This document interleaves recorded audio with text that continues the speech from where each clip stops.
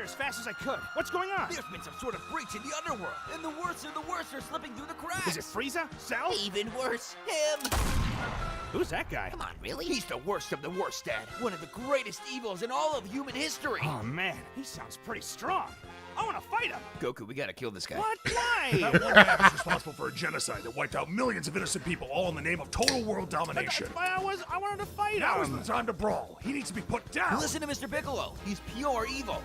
And? Dad! Goku! What? Sorry, it's just, is it really anything new? Piccolo and Vegeta used to be all about that, right? Yeah, one time, sure, but that was ages ago. And Vegeta's committed like a billion genocides. Like, he's wiped out entire species Goku off lets the war map, going one criminals planet live. to the next. We watched him wipe out half of Namek alone. Not bad. Look, all I'm saying is, Don't say it. all things considered, is it really that different? It's very different. There are levels in this, But Goku. Vegeta killed way more people than him. Like, in power level alone, he'd be like 10. Dad! Holy shit. And now he's got a wife and kid, and we're just kind of cool with him now. Don't be preposterous, Kakarot. I'm at least 30. Stop scaling. Goku, we had an entire world war just to stop this guy, all right? He's not just someone you can hit a few times and call it even. He stands against everything you and we stand for. Really? Wow. What side were we on? Huh? In the war. I mean, we're kind of Japan, maybe, sort of, right? Where did we stand during that? We should move on from this. Also, wasn't Bulma's family responsible for a lot of military tech back then? Wonder where that all went towards. Ooh. That's the woman I married. Dad! Vegeta and I might have at one time been considered evil, but we've changed, Let in the large war part crimes thanks roll. to you. That man has not. Oh, okay. So if I fight him, maybe we could turn him into one of the good guys. No! Come on, it'll be like Vegeta. He could be a Z warrior like No, us. Goku, we are not adding to the group. You know, when I was sent to Earth as a baby, didn't I start was the supposed Twitch. to take over the planet and My stuff, but then I bad. hit my head and became all nice. Maybe he's like that. Just one good knock to the noggin will set him Run right. the video You're back. evil, okay? So was Vegeta and Piccolo. Hell, we fought side by side with Frieza for a bit, and he's like 100. What kind of math is Yeah, this? really, it's kind of gross. How would I beat Now I 10? feel Is this terrible. really the hill I you gotta want to run this die on? back. Got here as fast as I could. What's going on? There's been some sort of breach in the underworld, and the worst of the worst are slipping through the cracks. Is it Frieza? Cell? Even worse, I him. did not know. Who's that guy? Come on, You really? were He's the absolutely worst of the first. worst, Dad. I One forgot of to the turn the greatest Twitch evils on. in I all of started human watching the history. video Oh, without man, you. My he bad, sounds Moon. pretty strong. I want to fight him. Goku, we gotta kill this guy. What? Why? That one man is responsible for a genocide that wiped out millions of innocent people, all in the name of total world domination. That's why I wanted to fight Now is him. the time to brawl. He needs to be put down. Listen to Mr. Piccolo. He's pure evil. And? Dad! Goku! What? Sorry, it's just, is it really anything new? Piccolo and Vegeta used to be all about that, right? Yeah, one time, sure, but that was ages ago. And Vegeta's committed like a billion genocides. Like, he's wiped out entire species off the map, going one planet to the next. We watched him wipe out half of Namek alone. Look, all I'm saying is, Don't say it. all things considered, is it really that different? It's very different. There are levels in this, Goku. But Vegeta killed way more people than him. What's like, in up, power Clyde? level alone, he'd be like 10. Dad! Don't finally And now me. he's got a wife and kid, and we're just I'll kind see of you cool streaming in with him my now. stead. Preposterous. You could have been here for the last Kakarot. 2 I'm at least months. 30. Stop scaling. Goku, we had an entire world war just to stop this guy, all right? He's not just someone you can hit a few times and call it even. He stands against everything you and we stand for. Really? Wow. What side were we on? Huh? In the war.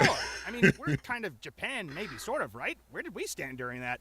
We should move on from this. Also, wasn't Bulma's family responsible for a lot of military tech back then? Wonder where that all went towards. Oh, That's God. the woman I married. Dad! Vegeta and I might have at one time been considered evil, Dragon but Ball we've Bridge changed, is the in large best. part thanks to you. That man has not. Oh, okay. So if I fight him, maybe we could turn him into one of the good guys. No! Come on, it'll be like Vegeta. He could be a Z warrior like No, us. Goku, we are not adding to the group. You know, when I was sent to Earth as a baby, I was supposed to take over the planet and stuff, but then I hit my head and became all nice. Maybe he's like that. Just one good knock to the noggin will set him right. Dad, he's pure evil, I wanna see okay? him So fight was Hitler. Vegeta and Piccolo. Hell, we fought side by side with Frieza for a bit, and he's like 100. What kind of math is Yeah, this? really, it's kind of gross. How would I beat 10? Is this really the hill you want to die on? You're just mad that you're only half the... I'm serious. Using your guys' logic, if we're cool with Vegeta and the rest, is befriending this guy really all that crazy?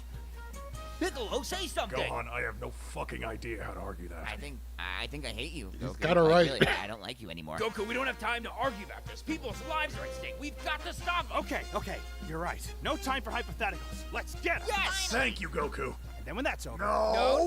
hear me out. We kill him, and then after that, we wish him back. We wish him back with the Dragon Reincarnated Ball. as, like a small Indonesian child. What the damn fuck it. are you talking about? What? It worked for Oob. Dad, no! We are not wishing back Adolf to life just so you can fight him and then try to befriend him. Not everyone is redeemable. But he wouldn't be Hitler. He'd be Reltip. He'd be a totally new, unrelated person with a clean slate. But he'd still have powers. Exactly.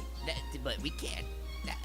That'd be wrong, right? Like even if it's not him. Technically, it would be You're watching someone Goofy completely Black different. Man watch Dragon Ball Z dub with some big nonsense about Hitler. Just go ahead and explain it. He's got hands. Who would have thought? This week's Hitler video had is hands. Gamersoft No, I missed the end of that. Premium Energy cans. Now they're canned. You can get them in 3 different flavors. You got good. Well, I think that's settled. What was the end of that? Let's see just how strong you really are. He's got hands. Who would have thought? This week's video is brought to you by Gamersoft and introducing now Premium Energy cans. Now they're canned. You One can get- more, because it's been a minute. We did it, gang. We caught the bandits. Who were none other than the Penguin and Joker. Leave it to a bunch of kids to ruin our fun.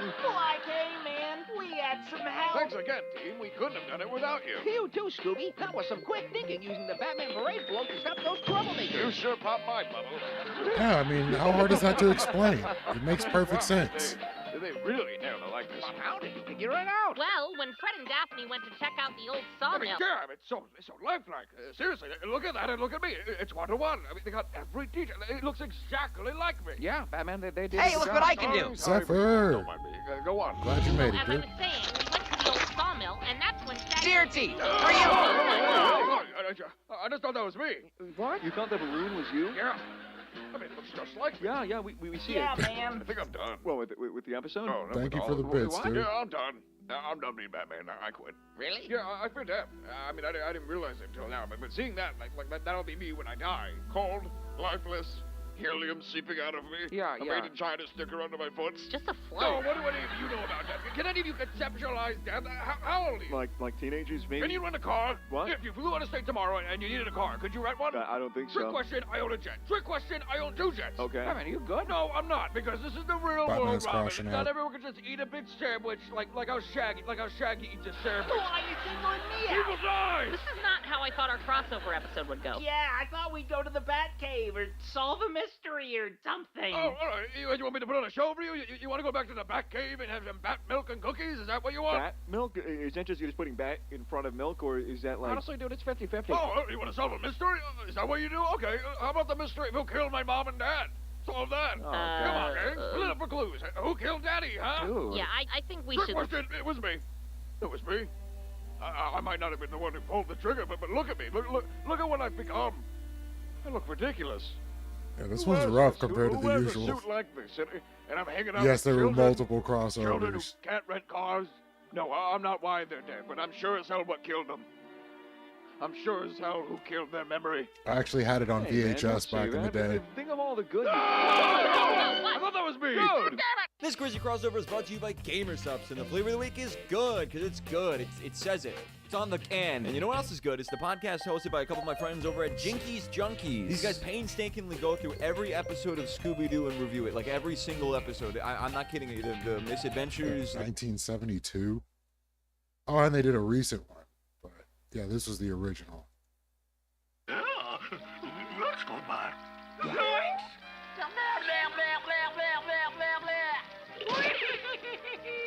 Run.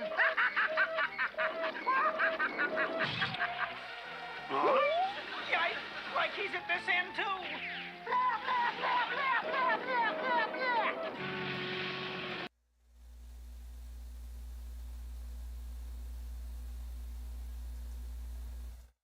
So I've been watching this chick's videos. Months ago, a woman The named last few Shiloh months. Hendricks, not related to Jimi Hendrix, important to know. they've Otherwise, been you'll be pretty very good. confused about the coonery of this story, like I was. Became viral news when she called an autistic 5-year-old child the N-word at a park. So naturally, the party that spent the past decade telling us that they don't see color turned Miss Hendricks into a conservative icon and made her just a little short of a millionaire.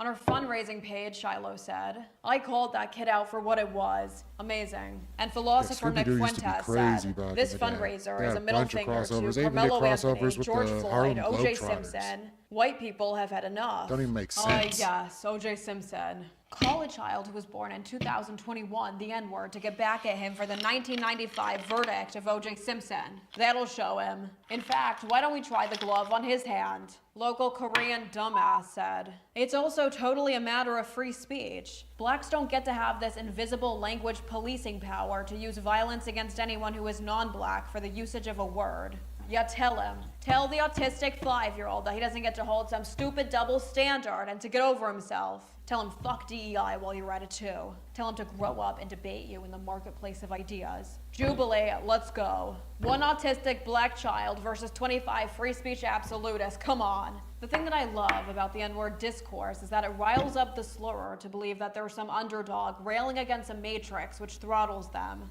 It's the logic of an idiot child who believes that because their mom put the cookie jar out of rage, that must mean cookies are really, really good for them and that their mom is a bitch. The victim of the N-word in these people's mythology is never the black man who white shouted the slur at while they dragged him behind a truck, nor the black men who this year were beaten by an officer wielding a baseball bat and barbed wire, which he called an N-word beater. No. The victim is the bored Korean loser that's mad that sometimes when he tweets black people are N-words, one of his followers might reply, hey man, what the fuck? I mean, that's the thing, right? These people aren't actually deprived of any rights. Bored Korean can tweet slurs all day and they're not simply uncensored but monetized. And Taylor Swift can shout slurs at a child without facing any legal repercussions and even turn $1 million profit off a public domain. That's how much freedom these people have. No rights are being stripped, so now these weirdos have to pretend that simply being disliked is a breach of their freedom. And make no mistake, these freaks are not defending the N-word because they're passionate about constitutional rights. Every person I've listed wants to repeal the 19th. The only good is one behind bars or in a casket. Say or get offline. I love looking at foreheads. I miss the days of John Quinones. We could never have a what would you do today. The actor perpetrating a hate crime would just accidentally raise $500,000 on Gibson Go before the episode completed. I also feel like we've reached this simulation phase of racism, where a lot of people want to be called racist because it's better to be seen as the villain than invisible. It's the same logic as the school shooters who seek out infamy, because you're making them feel cool, like they're Because, like, you pretty much get to say it and then act like a victim for saying it and possibly make fuck tons of money while you do it. I don't, like, even Wick was like, hey, anybody that's going to let me do it so I can make that bag, I'll split it with you. Joaquin Phoenix in The Joker. And like the actual Joker It movie, feels like people some, stopped seeing him as 70s cool once he Brady was Bunch sodomized in style the sequel. He lost his clothes. aura to his fans. So without compromising free speech, I propose that to get the boys to stop thinking that there's an edgy Zephyr's already coolness to on it. hate speech, we sodomize slurs. We need to give the gays I an don't N-word know. You might be pass. too brown to get Trust away with me. it, though. Once Your these dudes on Go the might pink not team work start out. spewing slurs in their little booty shorts and faccent, respectfully, guys on the right won't find it cool anymore, and they'll stop saying it. Give bottoms an N-word pass to end the race war. Thank you for watching. If you'd like to support the channel, you can actually pay me to draw you. I'm holding a bake sale fundraiser to protect my family. I sang the word by accident during karaoke to Gold Digger. I don't even know why they have it at karaoke. It's a friend group killer waiting to happen. Alcohol is my favorite I crime. don't know. We got Wick. We can't have that. We got to go straight into Asmongold. We know how this goes. By the way, am I do you guys feel the same way? Am I the only person? So, people like Kung Fu Joe, people like Rob Noor, people like Andrew Wilson, like all these people will sit here and say like, oh, this extremely complex topic. Well, I know what the deal is because, you know, I have common sense. And that's been it's been grating on my nerves and driving me crazy. I got into it the other day with Tiberius and Osiris, and we were talking about the trans issue in sports, and like they're saying, well, you know, the reason why the left loses on this is because, you know, common sense says you can't do this, and it's like, is it really freaking common sense? What's good, White Eyes? Glad you made it through. So we're getting to our favorite streamer, Asmongold, talking about common sense. And like, the reality is, people probably don't know the ins and outs of whatever it is. They may know the basic understanding of whatever the concept is, but like, when it comes down to trans people in sports, like if you're not talking to a geneticist, you're not talking to a sociologist, like somebody with a degree in something, you probably don't have the common sense to know better than them. And yet they're saying, well, let's just forget about science on this extremely complex societal issue. Let's just go with, you know, what I grew up with, and I'm probably right. Because I feel like this is the common sense take to have. Whereas if you're new, you're not going to have that same type of insight. I mean, that's common sense, man. This is the thing. It's so common sense. Of course they're going to think that. Obviously, they're going to think that. It's common sense. And so I appreciate, you know, at least standing on common I can agree with that, sense. So on both sides, you don't know? Well, yeah, of course, everybody knows that. It's common sense. This is a huge victory for, what do you call it? A huge victory for common sense. Massive victory for common sense. But to be honest, this is a common sense reality that any reasonable, intelligent person would have come to. On his behalf, they're getting in bad on Don't clown Walton Goggins like that. That dude's a gem. I'm not going to cry a fucking river when people who have genocide that's baked into their laws are getting genocided. Yeah, I mean, it's common sense when you think about it. I don't give a fuck. They're terrible people. It's not even a question. It's common sense, exactly. It's just common sense. They'd be doing the same thing. This is common sense. They're not able to kill as many people as Israel because they don't have as many bombs and as many weapons. But if they did, they'd be doing the same thing. You would need to do this. It's common sense. These people are not your allies. They come from an inferior culture that is horrible. It kills people for their identity, and it is directly antithetical to everything Western values stand for, and it is an inferior culture in all ways. You had to throw it out there twice. It's just common to make sense. Sure. Hey guys, Asmongold's biggest fan Max here, and I've been loving two words in politics lately. Common sense. It's always been this sort of nebulous term which conservatives have loved alluding to, but right now in 2025, with God Emperor Trump back in the White House, its usage has exploded. It all started at his inaugural speech on the 20th of January this year, where he declared, "With these actions, dude I talked to on Monday doesn't even believe in evolution. Because common sense. The revolution of common sense. It's all about common sense."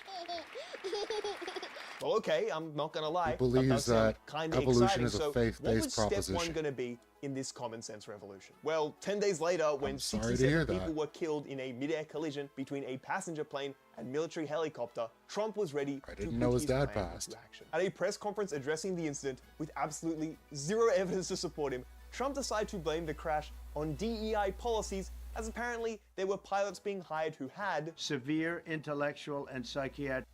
And we just recently had, I think it was on the day after the government shutdown was initiated, severe lack of air traffic controllers, which people are blaming currently on the government shutdown itself, but they're essential employees and are still forced to come to work even when not being paid and will get back pay. So I'm going to say it was probably due to statements like this. Disabilities. That is amazing. Amazing! That's right. Even though the investigation had barely begun, Trump's galaxy brain and infinite wisdom had already determined the true cause. Now, when a reporter asked him how he possibly could have come to that conclusion not even 24 hours after the crash, Trump simply responded, "Because I have common sense, okay? And unfortunately, a lot of people don't." Wow. And they said the revolution wasn't going to be televised. But okay, that press conference was 6 months ago, and a lot more details about the crash have been released since then. We now know the helicopter had a malfunctioning altimeter, there was a communication breakdown between the pilots, and air control staff failed to deliver vital emergency instructions. These were all contributing factors, and although we still have to wait until early next year to get the full report, Perfect storm do you of, want to know oh, which no. claim still has zero credible evidence to support it? Yeah, that whole DEI thing Trump said. As it turns out, using your common sense to decipher deeply complex situations like, oh, I don't know, mid-air collisions between aircraft isn't a particularly effective way of arriving at the truth. Yet for some strange reason... Bruh, when I talk to people that don't believe in evolution and I ask them if Adam and Eve are real and they say yes, and I'm like, so what about every other species of hominid? Like you don't believe in Homo habilis, you don't believe in Cro-Magnons? Like what were they doing while Adam and Eve was fucking around? Doesn't make any sense. Common sense All has of become archaeology this is absolute fake. rallying cry for the MAGA movement, and in my estimation, it's having a pretty corrosive effect on political discourse. Like, if you want to see the impact of it in real time, look no further than the most popular political streamer in the world right now, and our good friend who happened to feature in the intro to this video, Asmongold. It honestly baffles me that one of the most influential voices in online politics right now is a Caleb who spends 6 hours a day vomiting out common sense drivel based on cherry-picked Twitter clips and submissions to his own fucking subreddit. We are so unbelievably fucked if that is the scope of our political engagement, but we won't start the Asmongold hate posting just yet. So, fellow truth seekers, come join me on a journey the Apple to test was understand rigged to begin the with. extremely ideological, dogmatic, and ultimately flawed way of thinking which is holding conservative brains captive.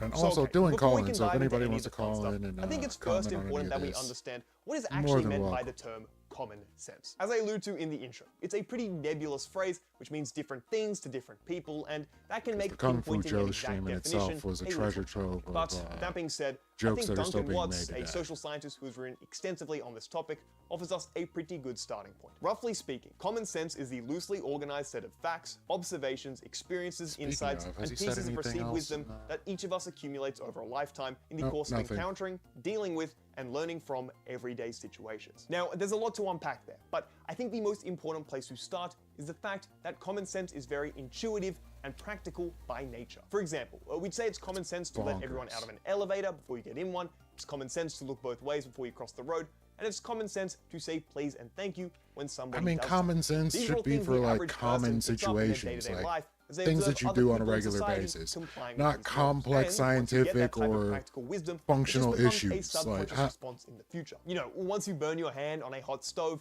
you hopefully don't have to think too hard about doing it again. And look, in your day-to-day life, I'm not gonna sit here and argue that that isn't a valuable thing to have. There's good reason as to why we associate so many positive connotations with this type of common sense, as the people who have it tend to be sensible, they make good decisions, and they lead stable lives. You know, I don't think we'd have Ooh, a I functioning screwed up. society if everybody acted Roll like that back. one friend who doesn't see a problem with going on 2 a.m. alcohol-fueled side quests with the handful of strangers gotta they just fill met this at a hand bar. up. So when we're dealing with our interpersonal lives, common sense is unquestionably a very valuable thing to have, and I think you'd be hard-pressed to find literally anybody who disagrees with that. So okay, if it can be such a good thing, then why am I clowning on our good friend Asmongold and his common sense Israel-Palestine takes? Well, if we look back to that initial definition for a moment, Common you'll sense, notice you don't two microwave key a words steak. at the end there. Everyday situations. Yes, when we're waiting in line at the shops, taking the bus to work, or eating at a restaurant, we should rely on our common sense to govern our behavior. However, the second we start to scale up those intuitions from one-on-one interactions to, I don't know, government policy aimed at resolving complex issues on a societal level, well, we're gonna run into some pretty significant issues. To get an idea of what I'm talking about here, I want to show you this fantastic clip I found between Hey, what's good, common Despy? sense warrior, man of the people Piers Morgan, talking and about how evolutionary common sense biologist functions in our Richard Dawkins. society They were currently. having a discussion about the creation of the universe, and in trying to wrap his head around the Big Bang, Piers asked this. Well, someone as logical as you are, and I believe you are, you know, you think about this all very logically. A logical mind surely has to appreciate that before the Big Bang, there has to have been something before that. Common sense, there was a Otherwise, what before is the Big nothing? Bang. And hey, that seems like a fair enough question. As someone who also doesn't know jack shit about astrophysics or the creation of the universe, the idea of something coming from nothing feels Logically, rather before the Big Bang, of So, course. let's see what Richard Dawkins has to say in response. I'm trying to tell you what a physicist would say first of all. They would say that you cannot use the word before for the Big Bang. Time began at the Big Bang. There was no before the Big Bang. I know it's contrary to common sense. Physicists don't necessarily deal with common sense. Oh my god, did you hear that? Richard Dawkins is I mean, suggesting Dawkins that maybe always our looks like intuitions Mr. are a little Scrooge. misguided when it comes to something as deeply complex as the creation of the universe itself. Who could have possibly guessed that? Also, as a bit of context, People Dawkins conflating does sound a common little sense passive with aggressive here, scientific but knowledge. that's only because Piers had been interrupting him Can't be moments me. before. But whatever it was, it But got it to be has to, simple. doesn't it? You Just on cannot that? suddenly invoke. Doesn't it have to? Anyway, now that Dawkins has highlighted the inaccessibility of this topic for mere laymen, let's see what illuminating response Piers conjures up next. Well, it makes no sense, does it? And that's what I mean. As if you're a logical man, that cannot make sense to you. The idea that you're not even allowed to use the word before the Big Bang, when every part of both of our brains tells us that that's obviously nonsensical. It makes no sense, does it? Wow.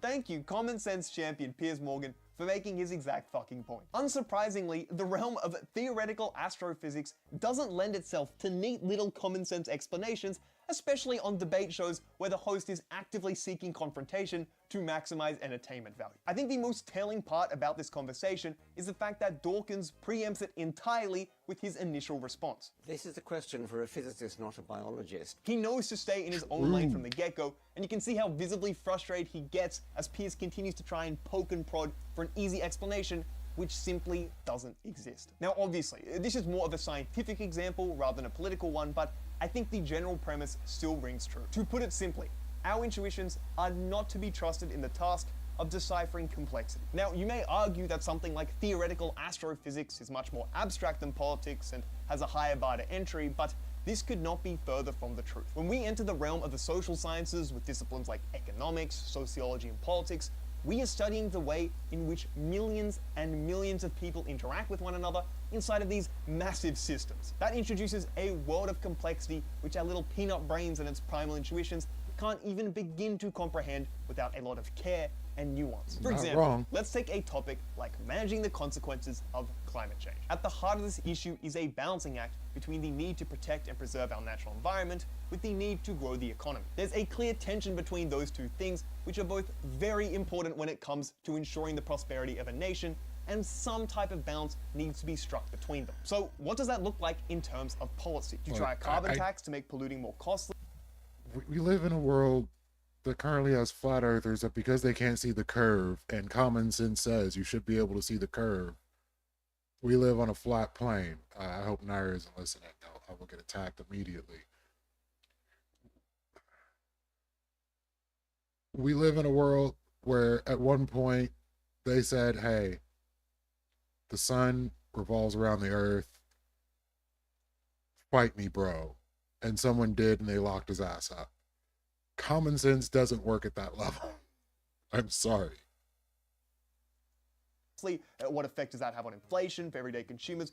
Might that reduce consumption and therefore stall economic development? Should you give tax credits to businesses which use renewable sources of energies? What about investing more into the research and development of future technologies? Additionally, you also have to consider the international element there is to climate change as well. It's a global problem which requires every nation to pull their weight, but this introduces a free rider problem to the mix. One country may set ambitious targets to reduce the CO2 they emit, whilst another may double down on their emissions to grow their economy more rapidly. That's the exact reason Trump withdrew from the Paris Climate Agreement in 2017, as, rightly or wrongly, probably wrongly, he felt as though other nations were taking advantage of the United States and their efforts to reduce emissions. I mean, fuck, just look at this 2012 banger from the Don on Twitter. The concept of global warming was created by and for the Chinese in order to make US manufacturing non-competitive. And look, that's barely even scratching the surface when it comes to climate change and its implications, and can you see how much you have to know just to start to even understand the complexity of play here? There are so many different disciplines intersecting when it comes to these issues with their own respective experts and academics who've spent their entire lives educating themselves. And personally, I don't think your baseline level intuitions hold a candle to that level of complexity. You know, when one nation, a far-right party here in Australia, has a page on their website labeled Net Zero Common Sense, it kind of has me scratching my head because I don't really understand which part of anything we just talked about could be properly understood through the lens of common sense. That type of language is massively reductive and dismisses any level of nuance which political issues like climate change absolutely demand. Alright, I hope everyone enjoyed that entree of climate change because it's now time to get to the mouth-watering main course of immigration. This is one of the most polarizing issues in global politics today, and it's a place where we see a lot of painful fucking discourse. To get an idea of what I'm talking about, let's run through some of the common sense talking points you'll hear from a conservative. Illegal immigrants are stealing jobs from native-born workers, they reduce the wages of working class people as they're willing to work for less money, and they drive up house prices because they need somewhere to stay. I think that's a fair representation, and I loosely based it off something Trump said at his State of the Union address all the way back in 2019. Meanwhile, working class Americans are left to pay the price for mass illegal immigration. Reduced jobs, lower wages, overburdened schools, hospitals that are so crowded you can't get in, increased crime, and a depleted social safety net. And this also happens to be something our good friend Asmongold has talked about on his stream too. And you're also taking those jobs away from Zephyr, citizens couldn't put that are it better here. myself. And also, yeah, good point. Where do they live? Well, they live in houses. Well, okay, well, we have people that don't have houses that are in the country now.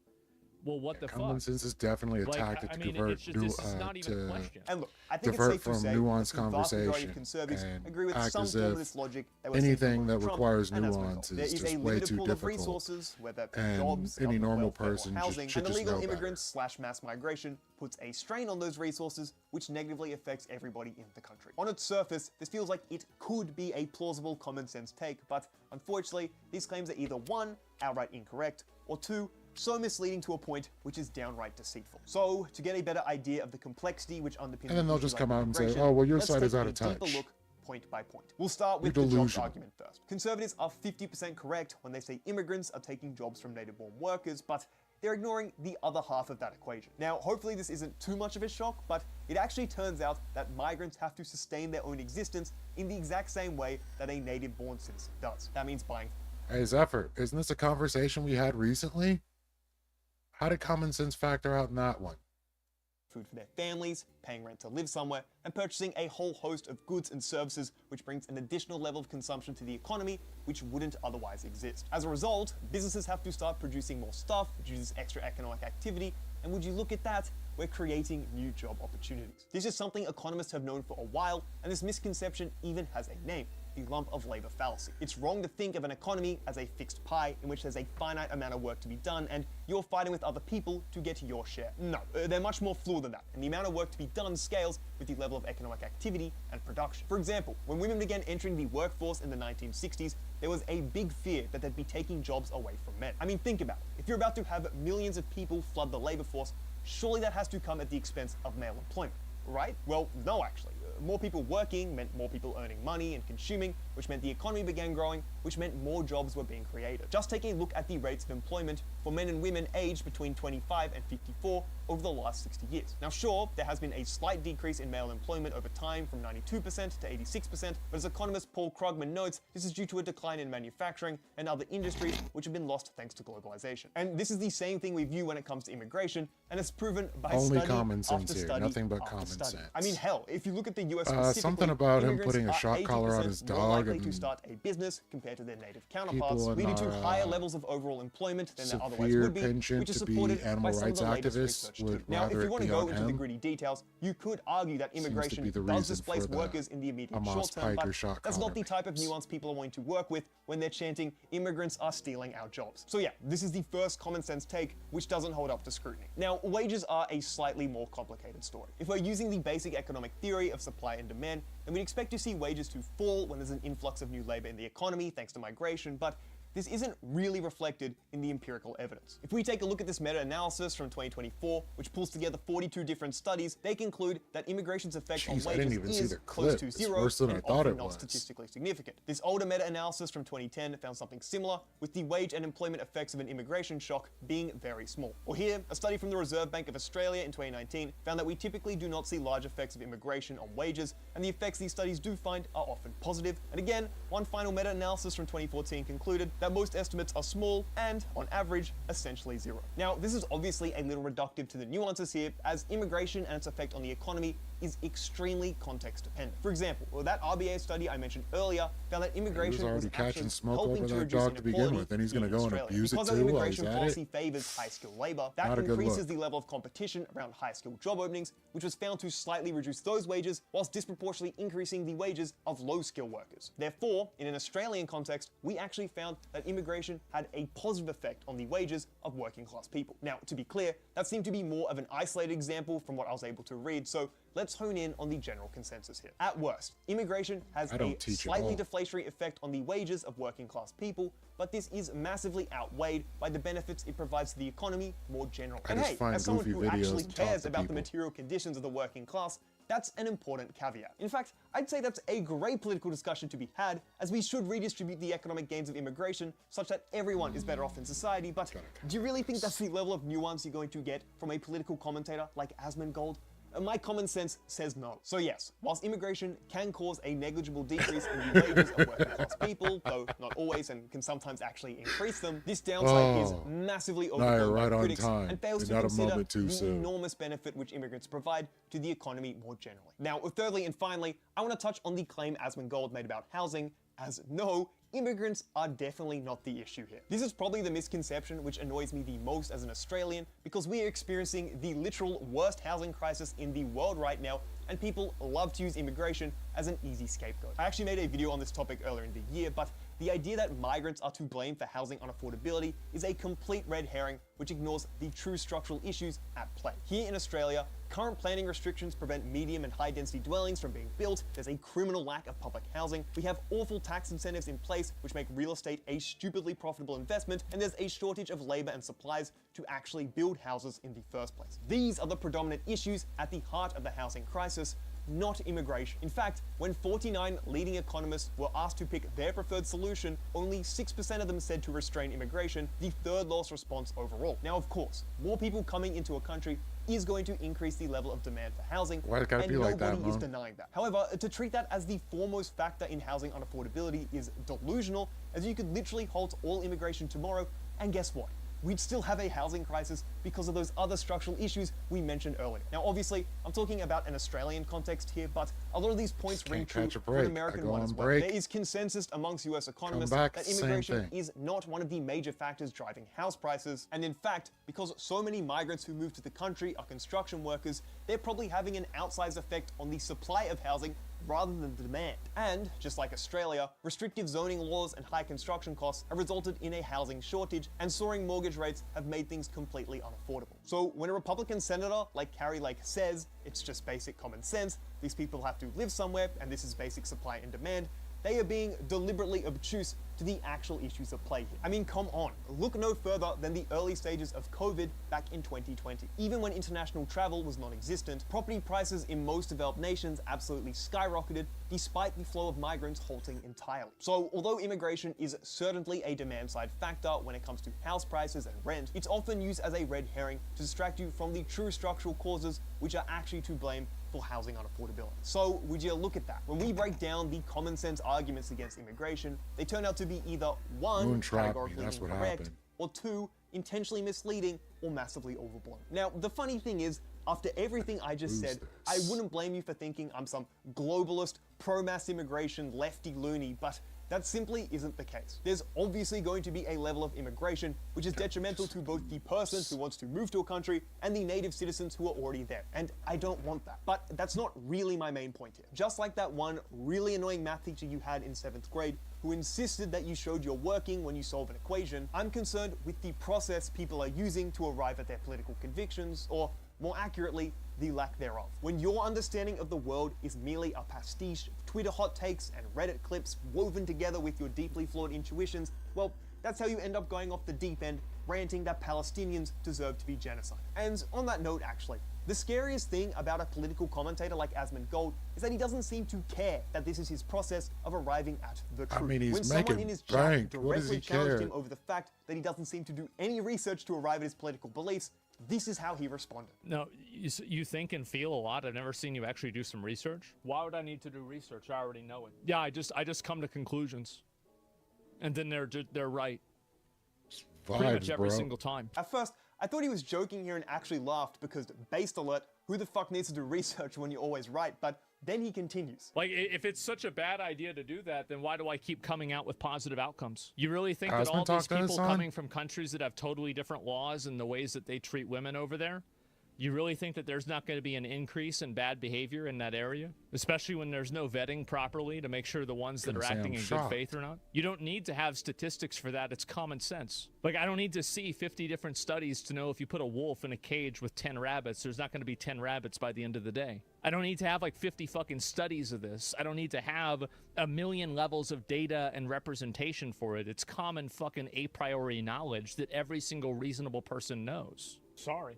It's just the way it is. Now, as many of you may know, fucking joking. This is the most influential political streamer in the world, and this is unironically what he thinks about academia. The situation he just described of how cultures can potentially clash when people immigrate. Boom, let's do it. Welcome to the purpose of studies and why they're so useful. Like, seriously, conducting a natural experiment around a population that experiences an increase of immigrants and analyzing the consequences of that sounds like the single most useful thing you could have to have a more informed opinion on this topic. I know that's a little different to watching one video of an anti-immigration protest in the UK and basing your worldview on that, but unfortunately, a study like this would be a much more accurate representation of reality. Dismissing the possibility that a study could be useful here by going, oh, actually, if you put a wolf in the cage, it's gonna eat the rabbit, it's gonna eat the rabbit. And then using your common sense is like actually so insane, I'm kinda at a loss for words. I mean, come on, just look at where his common fucking a priori knowledge got him last time when we were talking about the economics of immigration. He was comically uninformed on its effect on housing and outright wrong when he said that immigrants are stealing jobs. Like, holy shit, if your intuitions are leading you to these blatantly false conclusions and you're embracing anti-intellectualism, why the fuck should your political opinion hold literally any weight? These issues demand so much more care and nuance than he's giving them, and I will never be able to comprehend how this guy is actually the most influential political streamer in the world today. I mean, he's winning.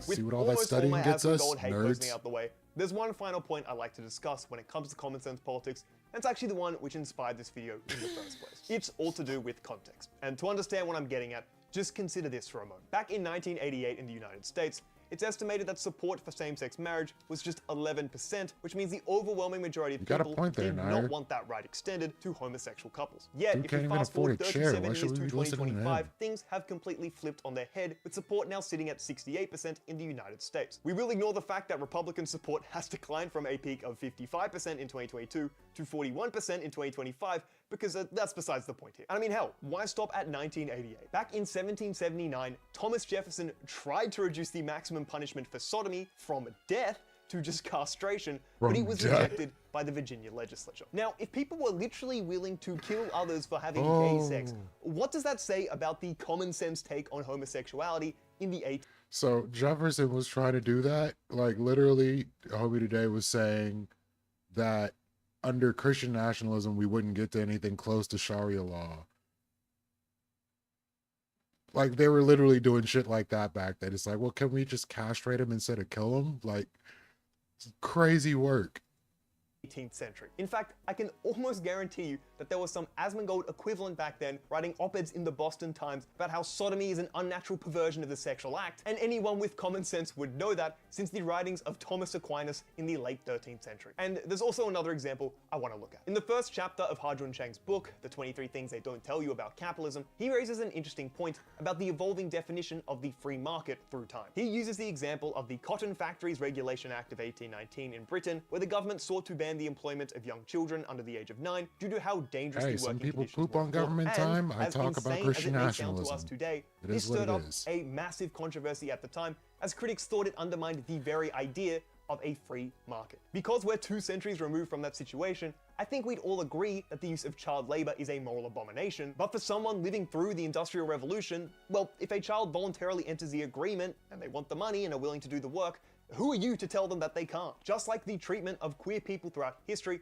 this just highlights how our sensibilities are bound by the time and context we exist in, and that's really important to remember. Fuck, I just realized that kind of sounds like a Kamala Harris quote, and I'm sorry that it does. You exist in the context of all in which you live and what came before you. By definition, our common sense is anchored to the present moment. It's informed by whatever the current societal and cultural norms are, and this tends to make people's intuitions a passive endorsement of the status quo as a byproduct. Although this can be problematic when it comes to something like the treatment of gay people before the year like 2010, it also does have the power for good. As long as they don't grow up in one of those freakish Republican households which are actively regressing, they're not going to have to think twice about the issue of same-sex marriage. They'll learn it's a right which is constitutionally protected, they'll see queer characters in the media they consume, and they'll undoubtedly have friends and family who openly express their sexuality too. The world they're growing up in has, maybe not completely, but greatly normalized the existence of queer people, and that is going to inform their intuitions on the matter. It just makes you think, how are future generations going to reflect on our common sense views of the present day? Like, in the same way we condemn our forefathers for shit like slavery and colonialism, I just wonder what we're normalizing in society right now, which my great-great-great-great-great-grandson is going to look back and criticize us for. Perhaps the developed world's inaction on global poverty, how long it's taken us to get our shit together on climate change, or, my personal bet, I think it'll be the absolute atrocity that is factory farming, but we won't talk about that for the third video in a row. To put ourselves into the shoes of future generations, or to step back at least with some degree of impartiality, which acknowledges our place in history, only gives us more clarity in the way we approach today's issues. In fact, this line of... So after this, do we watch a semi-short video on the David situation? Or do we watch a conversation with Dr. K, what's dude's name? Alex O'Connor and Greg Koki? Which did we prefer? I'll let you guys decide. Thinking kind of reminds me of this one banger quote that there is from MLK. The arc of the moral universe is long, but it bends towards justice. Given the trajectory of human history, how we've tended to improve things over time, with a few hiccups along the way, it would seem safe to assume that a handful of our common sense attitudes of today are flawed in ways we can't even imagine where we'd be right now. Obviously, it's impossible to predict the future and know what we're wrong about, but I think that's exactly why we should bring some skepticism and open-mindedness to the societal norms we embrace today. To think we have everything figured out at this exact point in history when the light bulb was only made like 146 years ago feels a little bit optimistic to me. Ultimately, today's common sense was yesterday's revolution, and to think we don't have some more revolutions coming up in the future, whether they be philosophical, technological, or just outright violent conflict, would be a little bit naive, to say the very least. So, where does that all leave us? Well, the first thing I want to clarify after everything I've said here is, no, I'm not endorsing a technocracy here. If you don't know, a technocracy is basically a system of government where society is run by a handful of technical experts, and no, fuck that, I love me some representative democracy. Although I am obviously critical of people who take a common sense approach to politics, I don't mean to suggest that the discussion of these issues should be restricted to just academics and technical experts. I think it should be everyone's democratic responsibility to discuss these contentious topics, but when we do so, there just needs to be a higher level of critical engagement. To quote an article written by Barbara Leckie, common sense is the comfort food of thinking, and if you want to arrive at some version of the truth, then you gotta put the work in. Keep an open mind, challenge your own viewpoints, read a book or two on a topic you find interesting, skim over some studies, and then partake in a bit of intellectual sparring. Like, I just find it so utterly horrifying that there's a large portion of people whose only engagement with the realm of politics is watching fucking Asmongold clips on YouTube. At that point, you're basically just one of those prisoners Plato wrote about in the allegory of the cave, watching shadows flicker on a wall, believing that to be the true nature of reality. To wrap up my hate posting on Asmongold here, I initially planned to make a joke about whether or not he's even read a book in his life before, but it turns out he already answered that question when reacting to a video on stream back in July. I don't read books. I don't. They're a waste of time. Kind of shocked. He went on to justify this by saying that he actually does read for hours a day, but I'm not sure if r/Asmongold and your Twitter timeline count in the same way that reading a book does. Anyway, I'm sure there are some common sense assumptions baked into my worldview which are misguided and incorrect, but that's why I always try to keep an open mind, sometimes to a fault. We've all got blind spots, try to be aware of them, do your research, and just have a solid foundation for your own political beliefs. Research also has some pretty Anyway though, I think that's everything I have to say about common sense. I did want to go on a rant about Umberto Eco and anti-intellectualism being a slippery slope down to fascist thinking, but this video is long enough, so I think we'll have to save that for another time. That's all from me. Thank you for watching. I'm chilling. really interested to see what people think about Trying this to video, see so what we're make sure watching you drop a next. comment below. If you did enjoy, But we just make got sure to into check out something my about Discord, common check out the sense, Instagram and Twitter. And with that out the way, thank you being for a little watching, less than and common. hopefully I'll see you in the next one. Is that Flash? Yeah, that's Flash. I'm about to get wrecked. There is no ethical consumption under capitalism. So, do we watch the deep video or do we watch the drama video? This is the question. It's looking like we watched the deep video.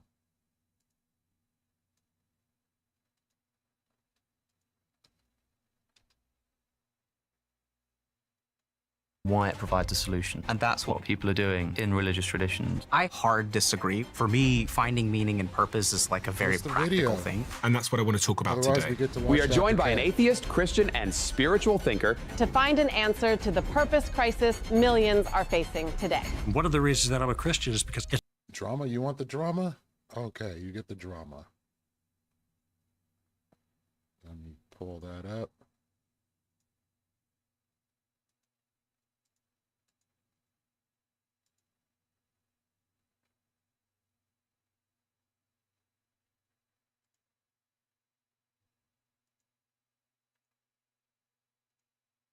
Drama it is.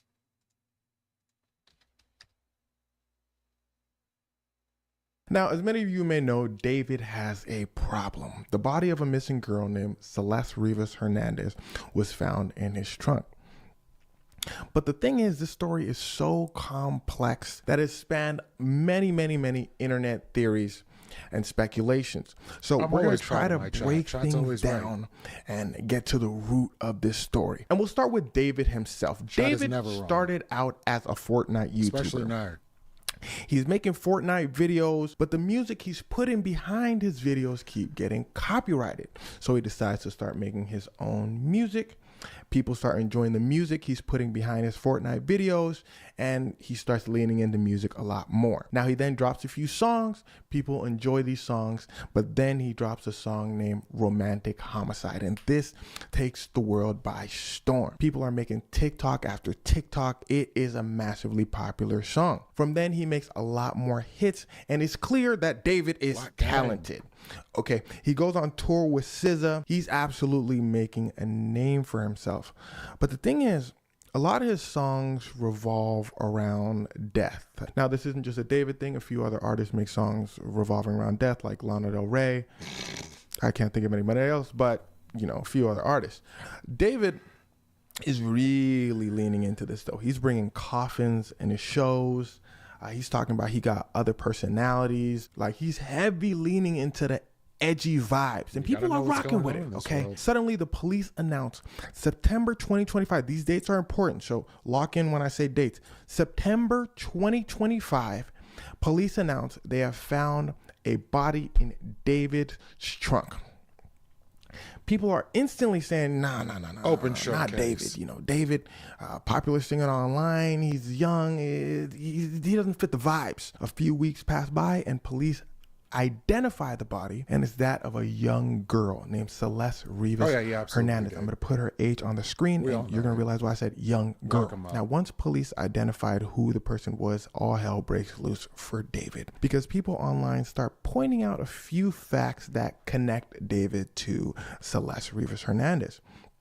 For one, the police announced that Celeste Rivas Hernandez had a tattoo on her finger. People noticed, oh snap, hold on, David has that exact same tattoo on his finger.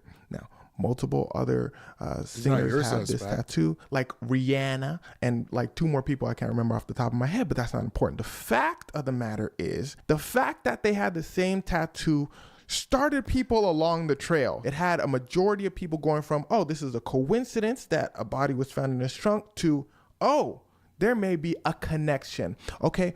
And multiple people start to come out saying, yo, there's definitely a connection, because people knew about David and Celeste's relationship. At least people claim they knew about Celeste and David's relationship. And I want to be very specific there, because technically what I'm about to tell you are facts from the internet. Now, these are pictures and these are written things, but you got to take everything with a grain of salt because of how the internet works nowadays.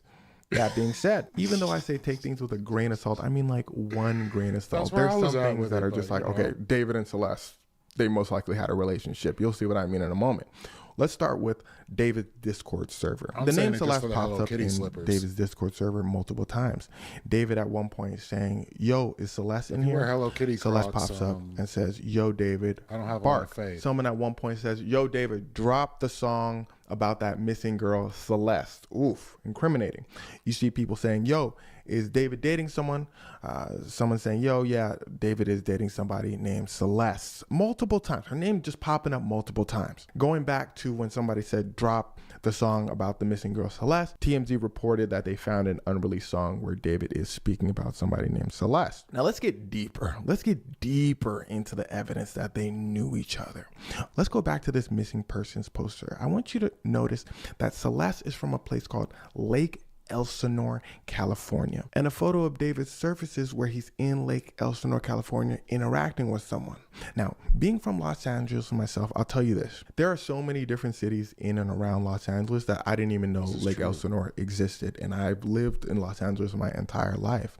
Because the thing is, Los Angeles kind of splits up into multiple rings. There's like the inner part of Los Angeles, which is huge. There are a bunch of different cities.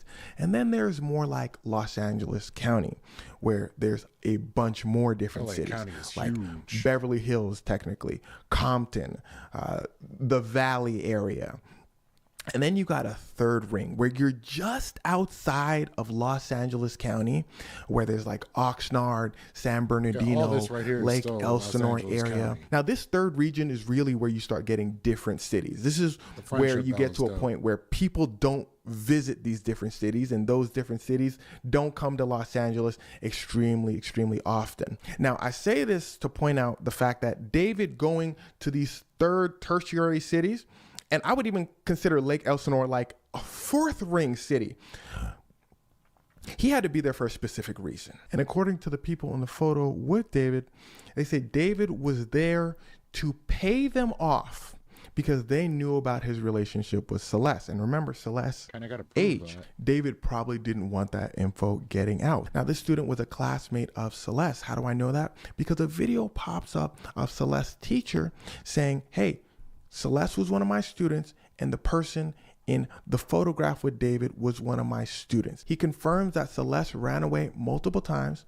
He asked Celeste's friends what happened to her. They said she ran away with a rapper from Los Angeles. He then says, this next part's important, that Celeste comes back. You see, Celeste was reported missing multiple times. He says Celeste comes back because her parents and the police brought her back. Now, Celeste's family did know Celeste was in a relationship with David. Celeste's mom confirms this. Celeste's brother says he absolutely knew that she was in a relationship with David. They tried to report it to police, but there was only so much they can do, according to police, which absolutely does track. Sadly, there's only so much that police actually do when it comes to a missing person. But remember, I did tell you Celeste did come back at one point, brought back by the police. According to a private investigator, Celeste's mom found out that Celeste was in a relationship with David. She emails the mother, emails David's manager saying, look at this age. What's going on? The next day, Celeste gets sent back to Lake Elsinore. But after that, Celeste ups and leaves again. She's actually caught on video the next time she leaves. But then here's the interesting part. It's confirmed that Celeste actually comes back again, September 2024, last year. And I want you to remember this day because this is the last time we see Celeste on video. She's arguing with a neighbor. You gonna let a woman talk? All right, I'm not gonna let your woman talk. This is the last time Celeste is on video. Why I say that is because I want to go back in time again. Okay, we talked about how people know about Celeste and David's relationship, but let's talk about the evidence that David and Celeste were in a relationship in the first place, okay? So remember, people know about the relationship September 2024, last time we see her on video, okay? Going back to before September 2024, where it's speculated that David and Celeste were together. Drama. At one point, a girl who looks like Celeste. Now, here's the thing. Here's the difficult part. A side note. You never get like a full-on clear look at this person that people are speculating is Celeste Rivas Hernandez with David. Because the thing is, David has a type. Curly hair, brown skin, Hispanic. He's got girls in music videos that people believe look like Celeste. And he's generally around girls that look like Celeste. Now, a girl who looks like Celeste is seen walking backstage at one of David's concerts with David's brother. Multiple Instagram videos come out where David's holding hands with somebody with Celeste's skin tone. They have a tattoo, David, on their finger. Now, if you remember, police came out and said that there was a tattoo on Celeste's finger. They did not point out that there was a David tattoo on Celeste Rivas Hernandez's finger. Now, the thing is, when they found Celeste's body, it was heavily decomposed and dismembered. So it's really sad to say, but maybe police didn't see all of her, or maybe police just didn't want to release that information.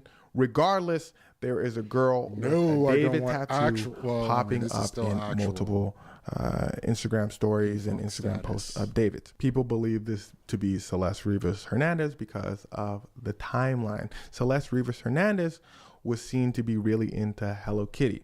David also really into Hello Kitty. Celeste Rivas Hernandez in one of her missing persons posters was reported to have ran away with Hello Kitty shoes.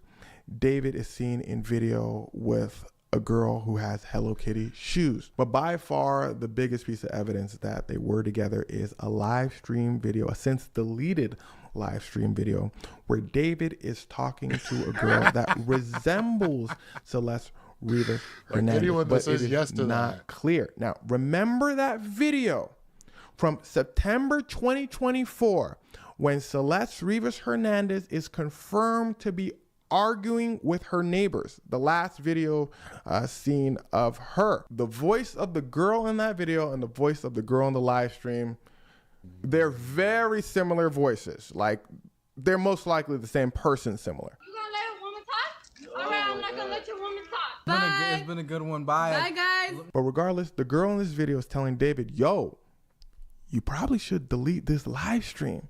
Nobody knows why she's saying that, but David goes, oh, you're probably right. We all know. People in the chat start saying, ooh, David's going to be on the Epstein list. David then tells the girl on live stream, I media trained you. You wildin', like, chill out. The girl on live stream then says, media trained me. Whole time you're out here R-wording folks I don't know, by the time you get 6 figures in your bank account, people you should always be checking in the chat start losing it. David's saying, delete the video. We got to delete this video. She's laughing, saying, delete. They ain't deleted. Now, again, all of this before September 2024. And why I keep saying that date is important is because doesn't make sense. Throughout the time that Celeste was missing, you see videos, pictures of David with this person that is believed to be Celeste. Albeit she's covered up, albeit she's in the background. Like, that but makes sense. She's still there. After September 2024, everything goes dark when she's reported to have went back home. After this, who knows? She could have went back to David. But the point is, there's a year of darkness from when we last see her on video to when she's found in David's trunk. And here's where things start getting a little more wait, that's not my line. Here's where things start to get wicked. Turns out there's another Celeste. Because after September 2024, around July 2025 area, another girl starts popping up in multiple videos around David. David's bringing her to events. David has her on live stream with famous streamers. People thought this was Celeste Rivas Hernandez, but it turns out it is a girl named Celeste Herrera. She confirmed it herself. She says, look, I'm the other Celeste y'all see on video. Jason the Ween, a famous streamer, says, yes, the girl I met was named Celeste Herrera. She's 23. That is who I met. And she is 23. Now, she seems connected to David. They seem like they're in a relationship. People believe that this could have been the girl from Celeste's live stream. And again, you see, that's where things get confusing. Nobody knows when this new Celeste Herrera entered the picture, at what point they were together. Celeste Rivas Hernandez, Celeste Herrera, they dress similar, they have similar skin tone, and when I say they dress similar, they're hooded up, they're low-key. That being said, I do want to point out, many people believe, okay, David, absolutely innocent, whole time it was Celeste Herrera, but I want you to remember all of the other evidence that Celeste Rivas Hernandez and David may have had a relationship, like Celeste's family, like Celeste's teacher, like people in Celeste's neighborhood. I don't even know one person named Celeste. David could know one Celeste, two Celeste, four Celeste. Like I said, there was one Celeste that was found in his trunk. Okay. So David knowing multiple Celeste does not rule him out of an investigation automatically. Lock in. Now, all this information is important because it makes things trickier for police in a sense, but it also shows that there is a story. And here's what I mean. Police will most likely figure out what happened because of all of the information out there. Now, will police be able to prove it in court? That is the question. But it was short for Celestial? If David is responsible, because David could not be responsible. He could be partially responsible. He could be all the way responsible. And that's what police need to figure out. That being said, again, there's so much evidence, it seems, out there that this is one of those ones that will most likely be figured out. It's not going to be like a cold case. Celeste's family absolutely needs to be spoken to. David needs to be spoken to.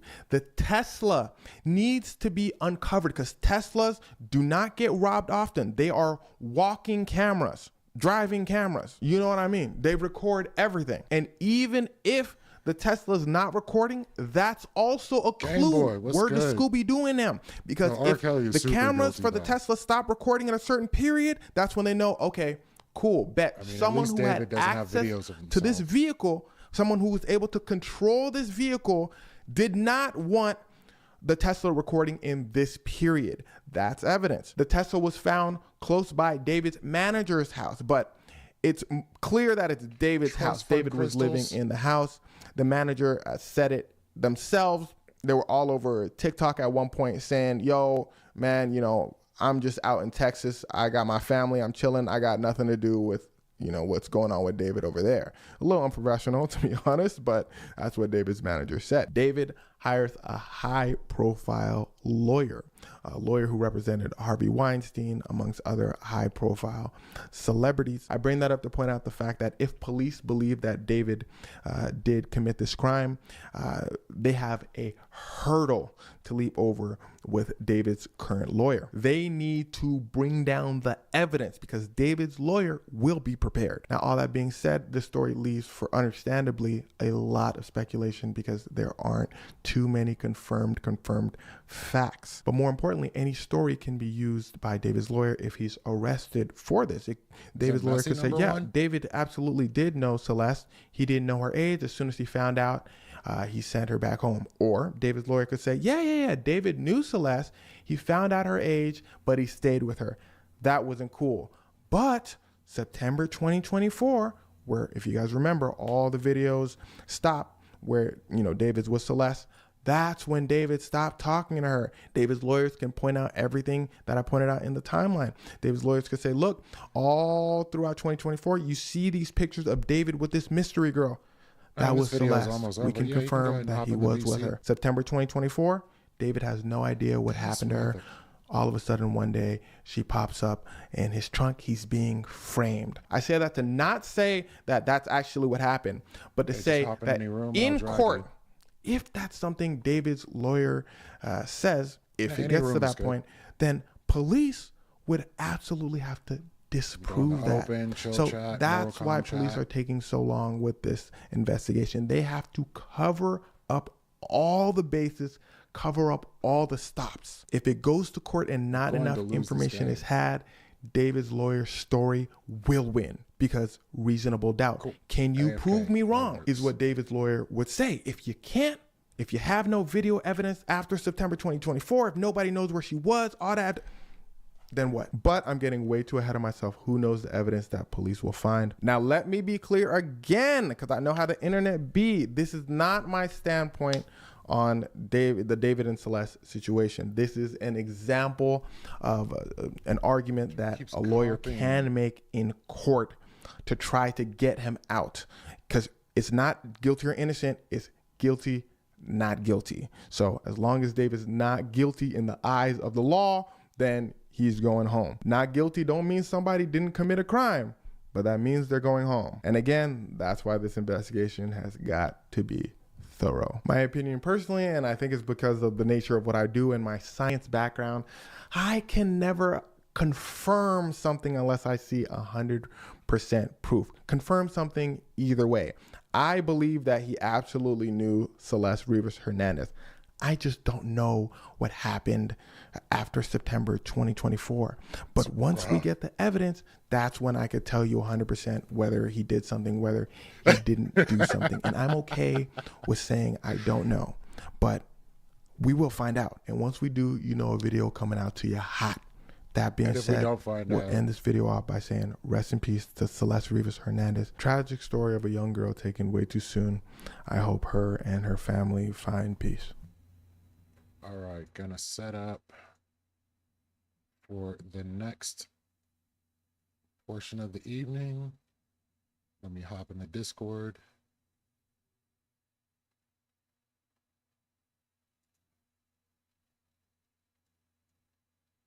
What is good, Game Boy? Howdy, howdy, howdy, howdy, howdy. Glad you could make it. You're early. Yeah, I thought I'd run a little bit over. I was like, shit. But at the same time, I was also confident that I did not know what PST was. So I was like, fair enough. I was like, I'll give myself an extra hour just in case. But I came in on time. Oh, you're good. Yeah. Playing Skate 4 right now. Have you played that? I have not. Yeah, pretty lit, but probably not a good stream game because you have to actually focus. We don't let that get in the way of a good time. That's fair. Oh wait, open the pop-out. That's what I need to do. I gotta say, whenever I got your message of like, you still hopping on the stream, I just got out of like the shower, just absolutely like seething over. Who was it who voted that I lost the debate? That facts don't care about your feelings. I was given the easiest prompt in the world, and I still somehow sold. Are we serious? Maybe I'm just a bad debater, like the worst debater in the world. Nah, that couldn't be the case. Well, at least I'm not Groofus. Oh, poor Groofus. Nah. He tried his best. I tried to warn him, like, you shouldn't come in with a script and rely on it, because I knew it was gonna be some bullshit, some like no government, like something like that. Well, I didn't even need the time for it. Like I had some material prepared, and I'm like, oh, he's going full ANCAP. Oh, do I talk about Israel now, or do I talk about Israel later? What's your Israel thing? I didn't hear about that. Oh, so I think I left. No, I didn't even bring it up, because it's like when you talk about the NAP, or like you should have what you call autonomy over your body, and you should have what you call it, I forget what he said, what term he used. You should have ownership of the work that you do, or something on that order. I was like, well, you know, talk about Israeli settlement. So like, who's protecting, you know, Palestinian land when Israelis move them off the land, build up the land, and then say, well, we can't give it back, we just put a school there. You know, there's all sorts of nice stuff there. So it's like, well, Groofus, what are you going to do if when you go out for the weekend, I go and develop your land? Do I not have ownership of that now? Mm-hmm. And who's going to stop Well, the issue is with a lot of these like arguments is like not even like the libertarians know like 100% like how it works or anything like that. It's just, I wouldn't say like unknown, but it is like something that, since it is debated on, like someone like Groofus, who is more, let's say, into like the gotcha debates with like the scripts and like the Charlie Kirk stuff, but with libertarians. Like, it isn't like, how do I say this? It isn't something that they would bring up because it is like something they argue all the time about, and they're not gonna just about to bring it up to like someone who isn't gonna know the full theory and all the yada yada yada. I mean, to think you have time to run down the full theory of being an ANCAP in a debate, like, you hate your audience and you hate the judges. Mm-hmm. He was trying to do that like argumentation ethics of, you argue, that means like you respect me as a person, because otherwise you would be doing something violent or something, because that would get, because then you would win the debate regardless if the other person was dead or something like that. But that's always, to me, been retarded. And like, I know what community that comes to, because like, for example, in this debate, you couldn't possibly hurt Groofus, so the only way to win a debate is to debate him instead of just killing him or something like that. Just because you can like kill someone morally in this theory doesn't mean you would or whatever. Yeah, absolutely not. Like, when I was like, what, you have the monopoly on your labor. Well, what if my labor is stealing your labor? So am I not entitled to my labor as well? It was a goofy talking point, but like the whole thing, like I just wanted to get a laugh out of that. But at the end of the day, who enforces the nap? Yeah. I mean, if you were in a debate with me, I probably would have fucked up because I couldn't explain it well or something. But like, that would have like, I think that point particularly was gonna piss me off, because I'd be like, no, that's just not what I mean. Come on. Clearly, that wasn't what Groofus meant at all, but he doesn't know how to explain otherwise, and that's kind of my problem too.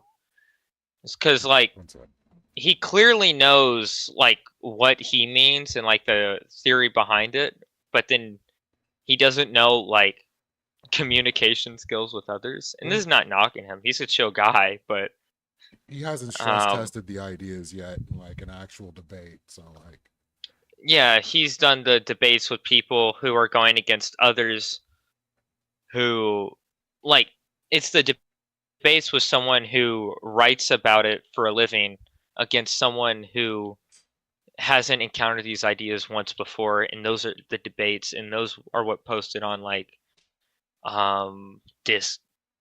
Discord clips and like all this junk. When in reality, if you encounter someone who even slightly knows, they're able to come up with even like weak arguments and still like do better than you, just because they're able to communicate those weak ideas like an actual person would understand it, you know? Because like, even like with communists or any like extremist group who are like really into like theory, it's like someone who's just like normal is going to respond with like a 5-second conversation point, and it may not like refute your claims, but it is going to like appeal to like the average person, like the judges and stuff. So that's why I told Groofus to not go down those like huge routes of like, well, here's what the ANCAP theory says, but he did it anyway.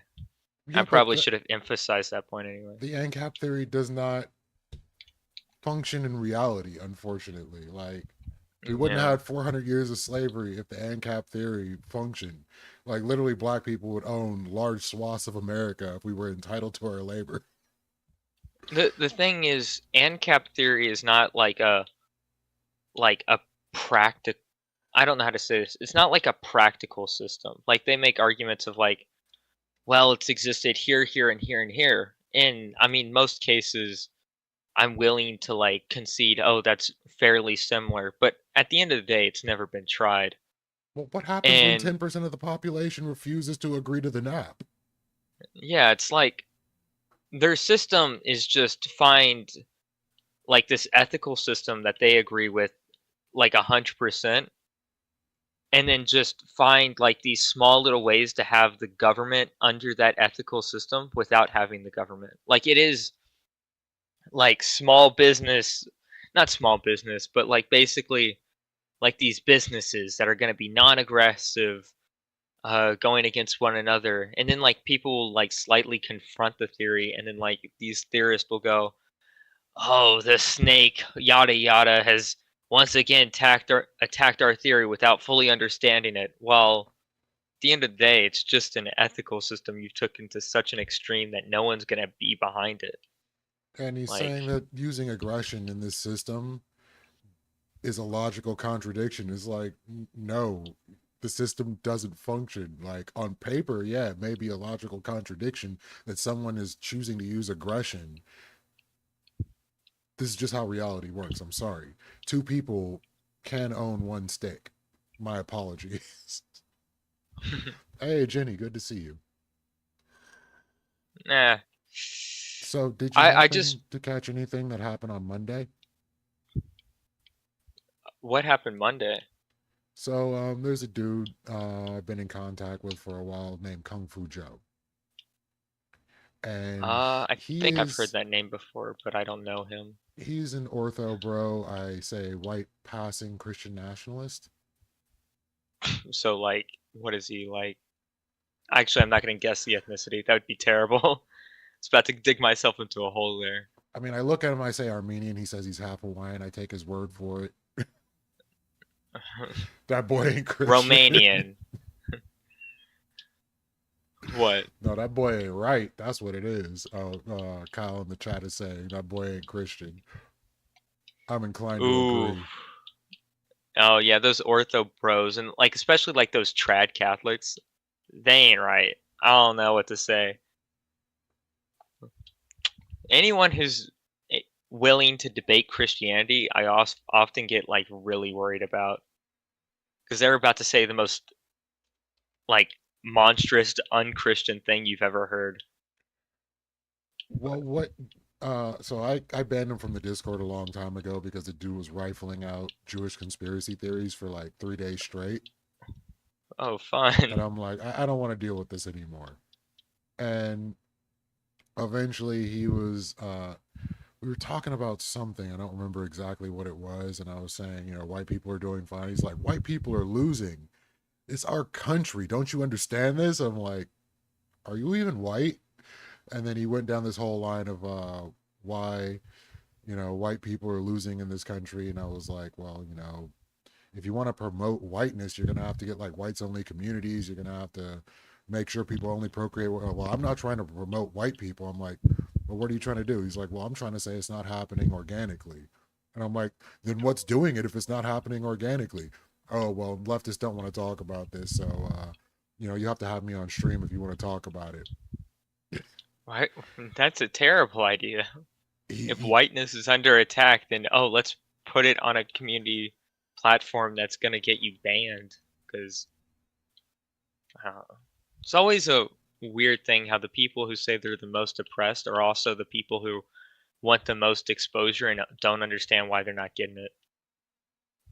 I know what he wanted to say, but I don't think he had the balls to say it on stream, so he Martin Bailey'd his way through it and kind of toned down his rhetoric and said, oh, it's because of abortion, it's because of contraception, it's because, you know, people aren't Christian, so we need to have a Christian nation that's going to enforce higher birth rates, was pretty much what he came down to when he toned down what he wanted to say. The birth rates in comparison to who? When this is a global phenomena, I have no answer. Hawaiian white it's always, I mean, I don't doubt that there's some Hawaiian supremacists, but I doubt that they're white supremacists.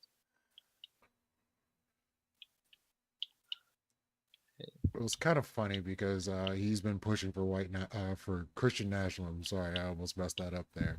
He's been pushing for No. Christian nationalism. His idol in life, Andrew Wilson, tries to argue for Christian nationalism, and along with all of his bastard stepchildren, also argue for Christian nationalism, and can never quite point out where Christianity and nationalism are compatible with one another. Not really. I think you can be a nationalist and be a Christian, and you can like, but I don't think Christianity is that political. And I think that's like a controversial opinion for like every like side of the aisle, is to say, well, I don't really think it was that political. I mean, they did have like Jerusalem for a bit, but that was about it. And that wasn't even like, once Jesus came, I think that was kind of defunct. You know, Israel low-key fell off after that Roman thing. Yeah, it didn't work out so well for him. Yeah, that's why I don't understand why. I mean, I ain't like really into like looking into like the modern conflict, but I never understood why, like, especially like the evangelicals, like always are like super pro-Israel, even though like there's no logic behind it to me. Like I've heard what they say, but I don't like. It gets to the point I don't even think they believe it. You know. I mean, but if you want my opinion, is mostly they're using the religion as a weapon rather than believing in it to attack things that they don't like. That's fair. I know it's probably like mostly like American Christians, mainly because like they're mainly evangelical, but also like it helps the American empire or whatever. But at the same time, like it's an old concept. I mean, at least old as in like 200, 300 years. So at that point, you really got to ask, why? I don't know. Because even before the state of Israel, it wasn't like going to be super Western. It was a lot of those socialists pushing it for a while, at least. I mean, not wrong, but this is where we're at now. And you got people like Richard Dawkins talking for cultural Christianity because Islam is encroaching upon our Western values. You have people talking about Christian nationalism so that we can basically remove the 19th, get women back in the kitchen, and get back to the social norms that we want. And it's pretty bonkers.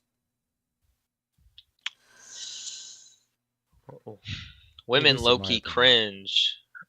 That's what the Bible says. 11th Amendment. I mean, commandment. Holy shit. So we were supposed to talk about Christian morals and why you think Christian morals are good. Well, this isn't a good start if I was going to convince you of anything, to be fair. I'm like, very really, easy to convince of things. They just, you know. Really shooting myself in the foot once you get me on evangelicals. I don't know if you know my opinions on them real well, but I ain't exactly a big supporter, so I guess you got me. But I think I was mainly like against the not like supporting them, but more against your view of them. But I forgot what exactly, like what argument you made that made me want to talk about it with you, because it's been a while. Oh, well, if you don't cherry pick the Bible and remove the really messed up stuff, then the morals put forward in the Bible literally lead to things like slavery, genocide, subjugation of women, a lot of other things that I don't consider to be morally reasonable. Yeah. I think it's fair to say like you can't cherry pick, but how I'm gonna say this without sounding like, ooh, well, I mean, slavery really was, but I mean, you can do that. I don't want to be the one doing it.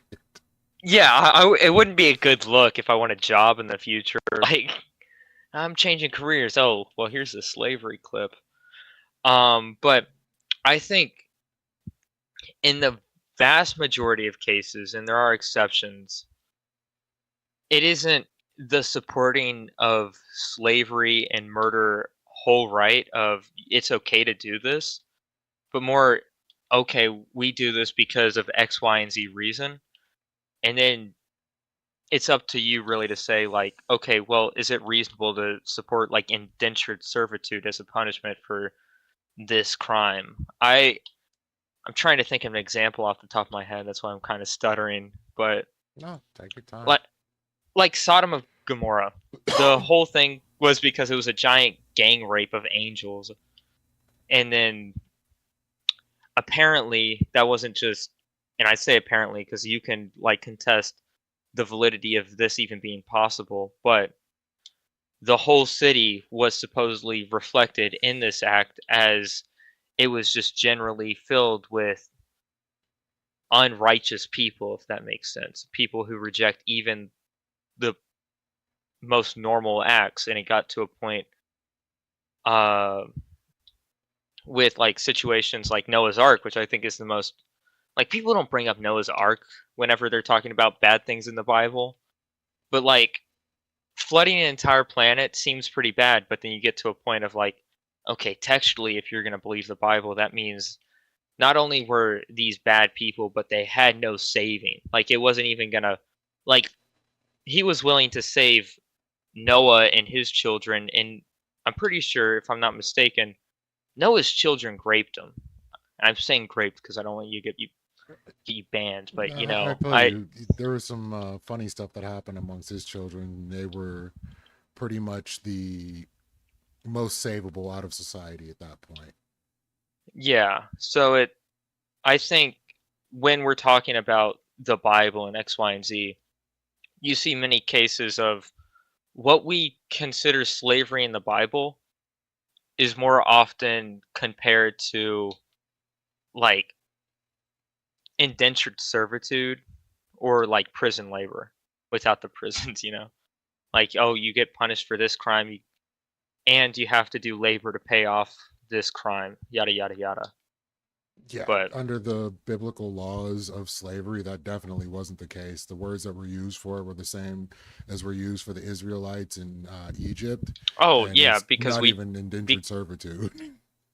Yeah, but we also came up with, like, the English came up with the term indentured servitude because they didn't want to compare white people to black people.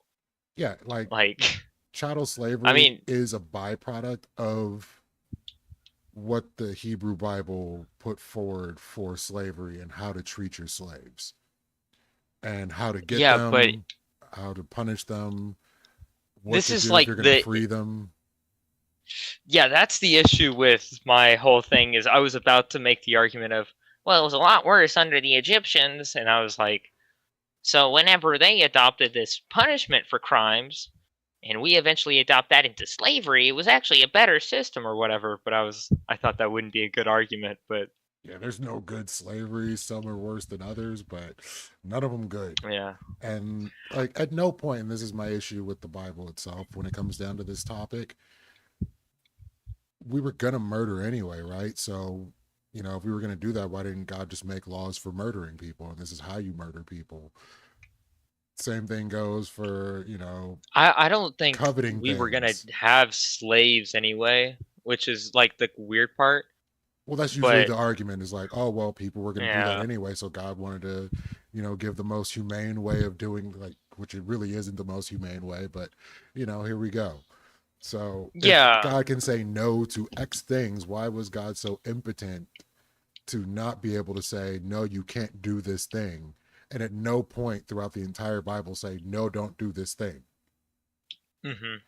Which leads me to say biblical morality just doesn't work for me. I think the thing I was mainly going to argue about, and it's because you had this argument with like this debate bro of well, God can't be wrong because he's God and he's all good. And then you were like, okay, well, there's these solid instances where we've agreed these are just undeniably bad things. And I don't know how you can justify slavery while at the same time saying this is an all good God or whatever. And my whole thing was, I don't think just because I'm trying to phrase this so I don't sound like I'm saying, well, the Bible can be wrong, but like, I think that you can have instances where some things are commanded at this time in the Bible, and then you're not supposed to hold those on to a different context or a different like part of the Bible. And I don't know how to say that in a way that is less blunt than saying we don't have slavery and we don't have the laws of Israel anymore, but we do maintain some of the moral connotations to why those laws were put in place.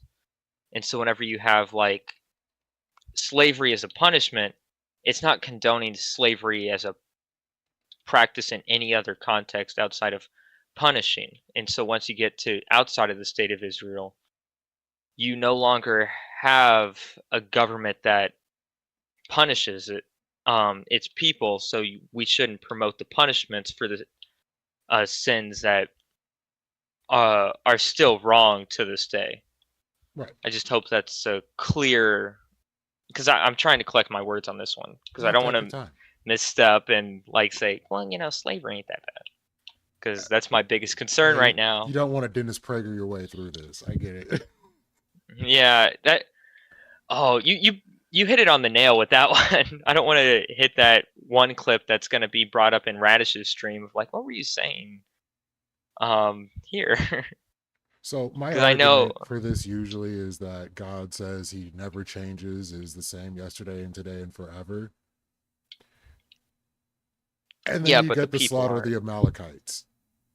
Oh yeah. And so with the slaughter of the Amalekites, what you get along with that, like let's say the Amalekites did horrible things to the Israelite people or to God's chosen people.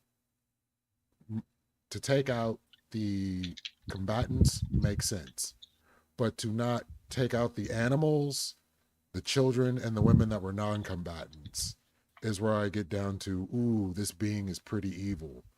And when they spared some of the animals and some of the people, God punished the king for doing so.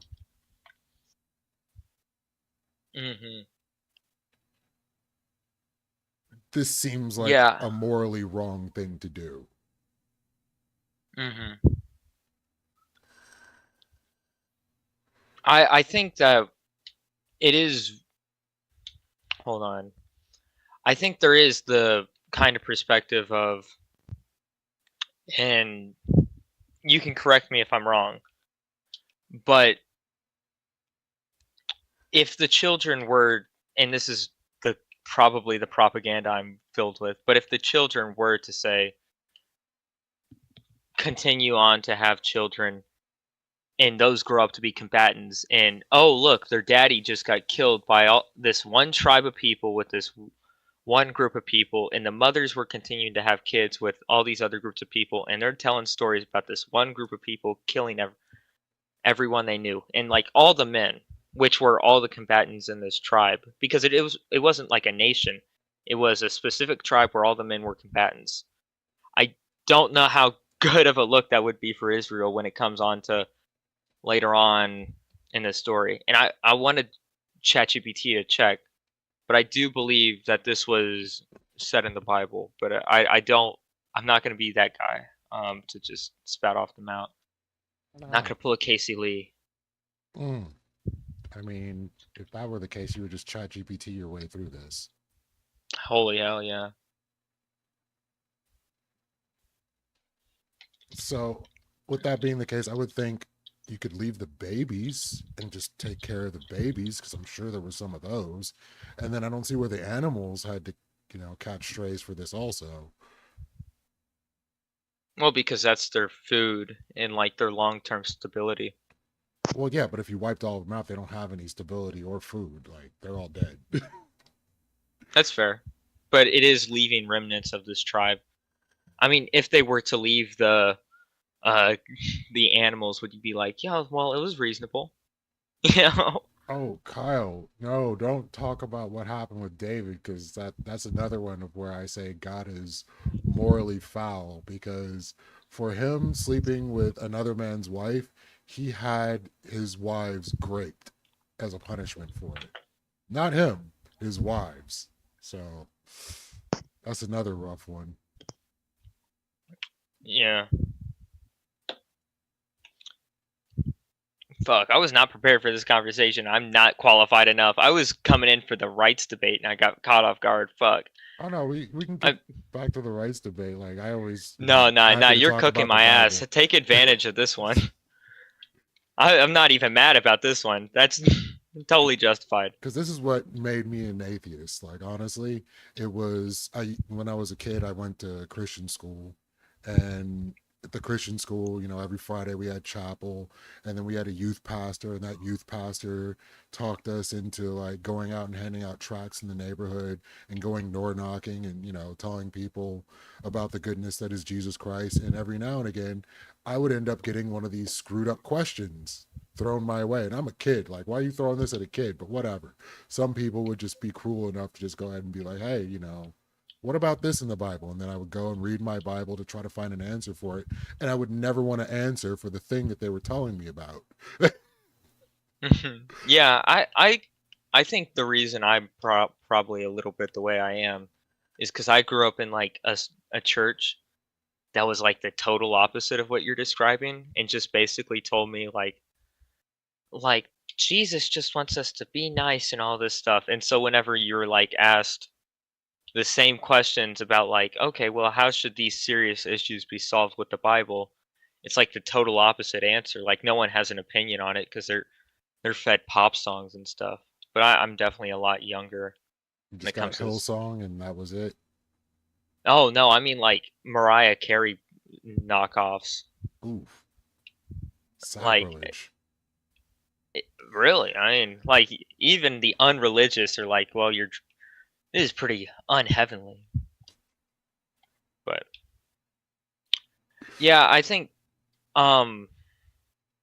shit. I think my concession would be, yeah, that's kind of fucked up, but at the same time, it is the punishments that they had to do with the law at the time. And I know it's God's unchanging, but the people in the places that they were in were not. So it is an unchanging God with an unchanging mindset, while at the same time, he is still having to compromise with the people at the time. I will still say, though, I think, and you could find instances where this would be otherwise, and I'd have to address it. I think all instances of slavery are punishment rather than just the endorsement of owning slavery in general. But I know that that influenced like you said, the chattel slavery and all that, where I think that's kind of fucked up. Slavery ain't that my jig, you know? I mean, all the rules around slavery are like wonky because there's different rules for Hebrew slaves than there were for all the other slaves that they take. And so there was even a clause to trick your Hebrew slave into being your slave forever when you're supposed to let your slaves go for the year of Jubilee. They found a way around that too. Was that in the law, or was that just something that came out of the law? Oh, that was in the law. So the trick is, if you have a male slave, you give that male slave a wife.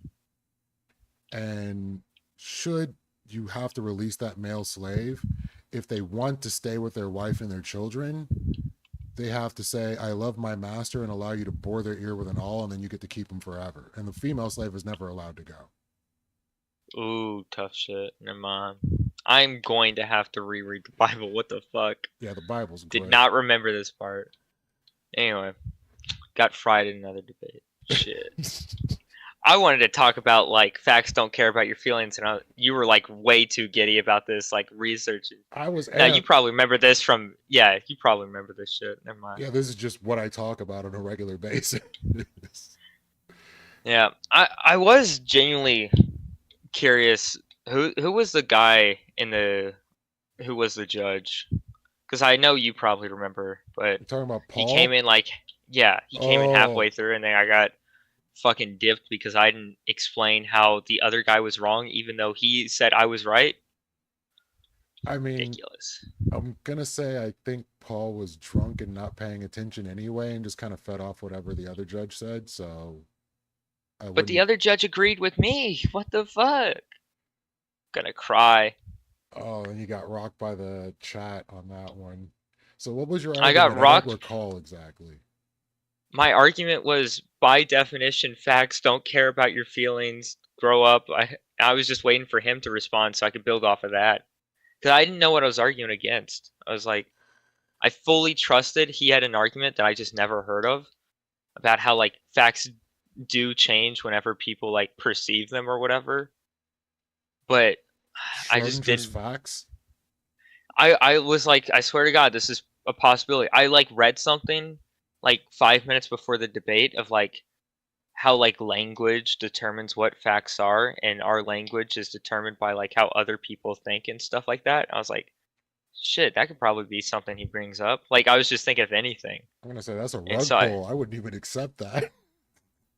like there was like, and then Ancom and I both brought up the argument of like how like I think I used the example of like how when you say like the American flag is red, white, and blue, how like red doesn't really exist as its own thing. It's just like whatever we describe it.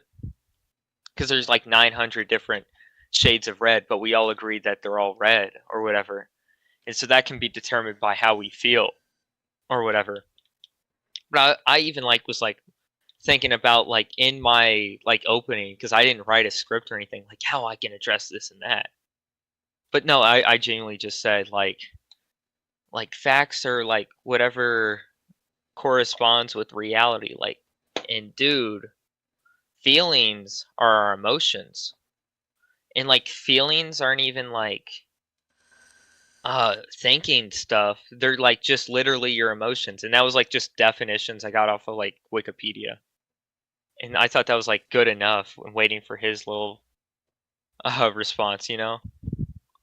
But it did not work.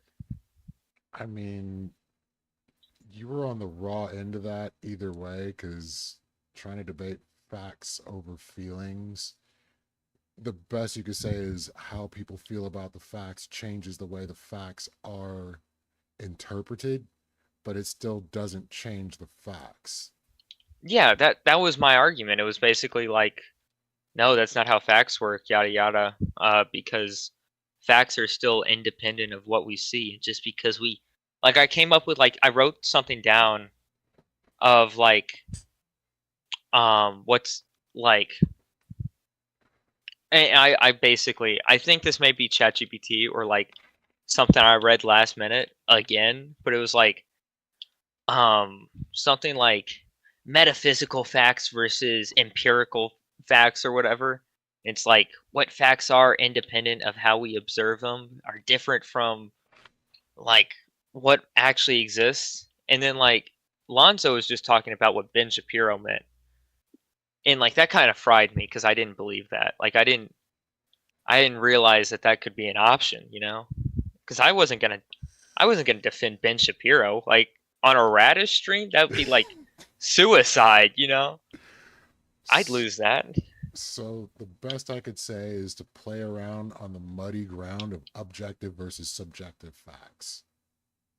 Yeah.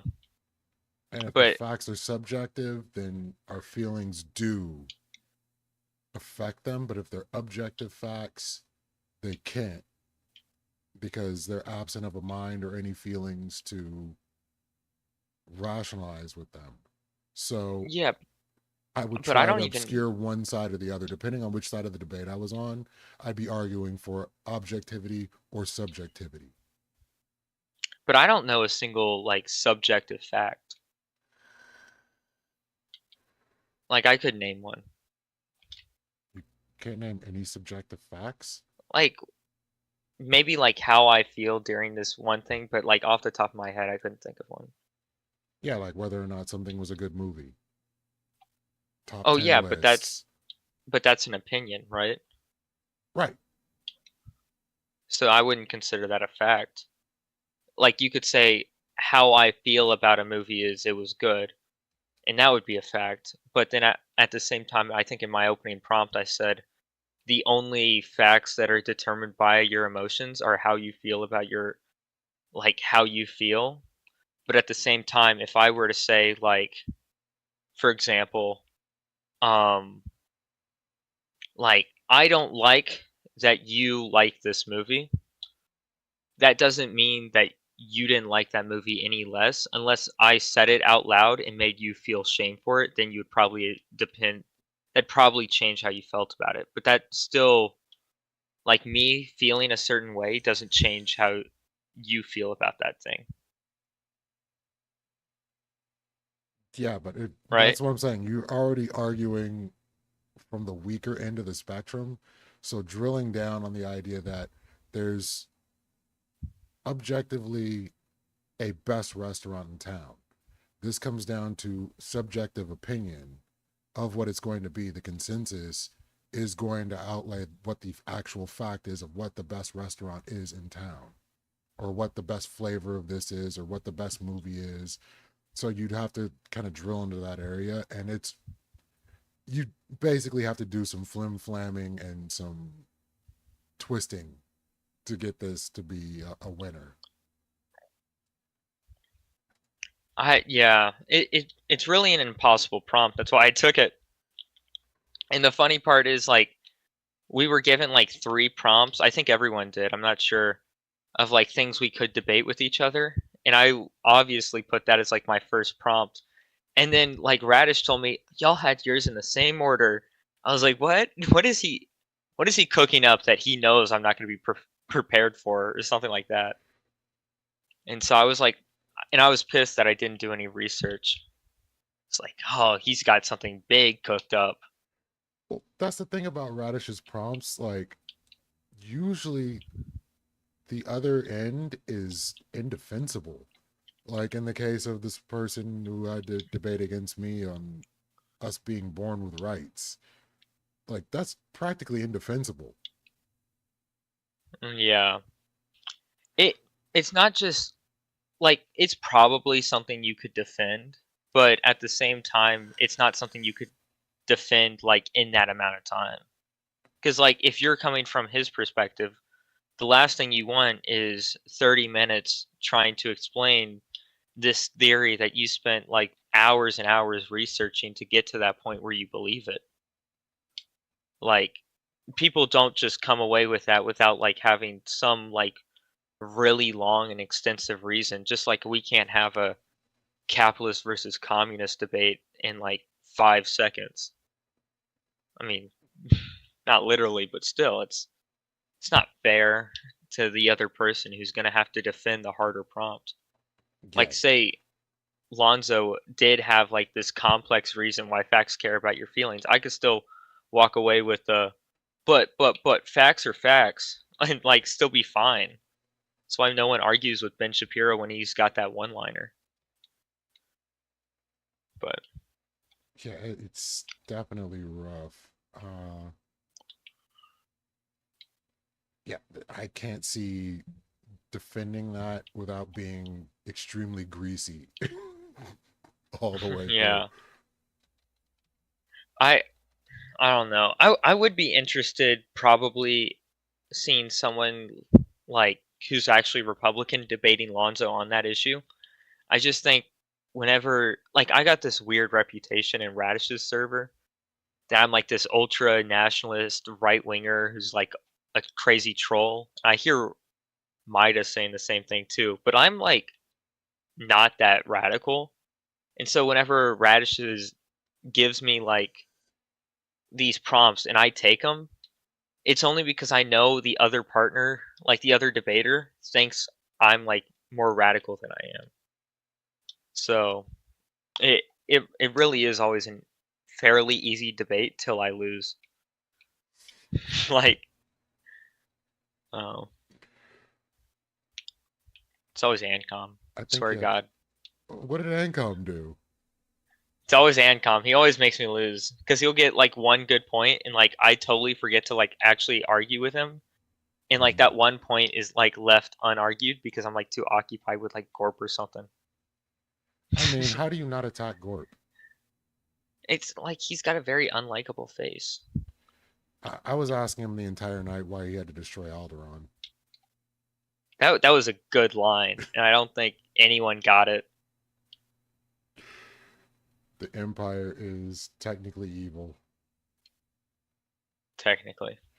Well, But see, like if I we got a actually problem, watch like I find it very difficult to side with the Jedi up until after the Empire has fallen, because the Jedi were literally taking child soldiers. Okay, but like you have to think for the cause. For what cause? What was you gotta think for the cause. This is why I've always been a separatist. And that's the faction you're supposed to choose, but like, yeah, the Sith were evil, but at least they weren't taking child soldiers. I think they were not even taking actual soldiers. I think they were just like sticking with the most humane option, and like they were getting flack and called the clanker. Like, how is that fair? They found a way to get like 3 deaths per like the entire war. Like even the clones are technically human. Like the separatists were the most humane, and they're getting all this flack. Like that's unfair. Zapper with the Sith took child soldiers too, by the way. When? The Sith are like the good guys, I think. And then who made the clone army? Who created a whole The bunch Sith. of people to die? Oh wait, wasn't it the Sith? No, it was the Because Jedi they Order. They had the chips in their brain. I thought that was like the whole like thing with Palpatine was he secretly created the clones and said it was all the Jedis.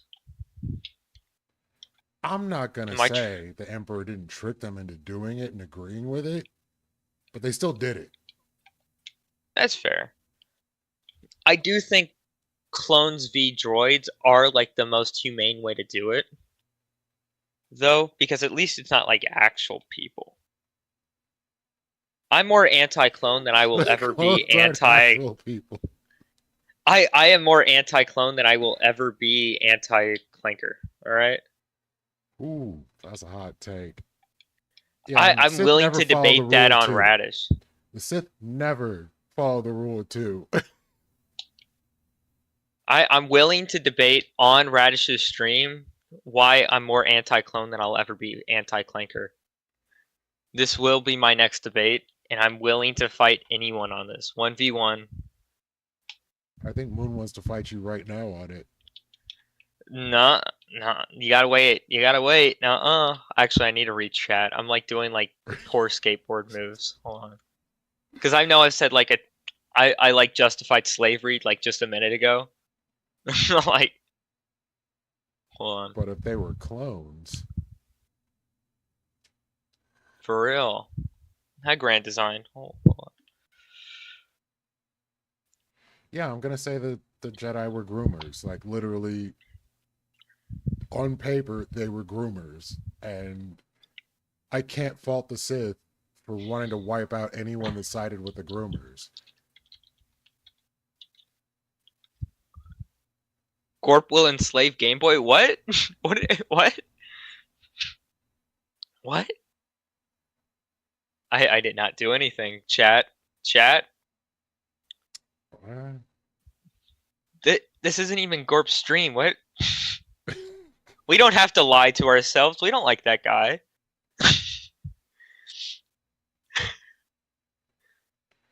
But I will stand by. Yeah, I will be like, if the clones were alive today, I would be racist. I know that's a hot take, but I'm just gonna leave it at that. Do the clones count as a race? Well, I'm supporter of the human race, and I don't really see them as human. Whoa! Because they were literally made as a lab. No. Jedi were. They were made in a kidnappers. lab. They were made in a lab. They were literally made in a lab. I know this would be a conspiracy theory in like the Star Wars, like, you know how we had like the lab theory? This would be the lab theory back then. Like, how do they all look the same? They were definitely made in a lab.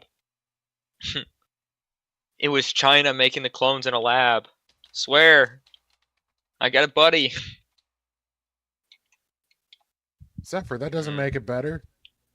That doesn't make it better at all. The Jedi only Wait, took what did kids they away say? with the parents' consent, so they were willing to. Never mind. Droids are better. We should have more droid wars. Why did we stop that with the stormtroopers? And who had the biggest body count in all of Star Wars? Han Solo? No. No. The Pope? Who? R2-D2. I don't believe that. That droid monster. Oh, body count. Yeah. I thought we were talking about something else. Yeah, R2, by the time you got to the Clone Wars, had over 1 million kills. Confirmed kills. What was he doing?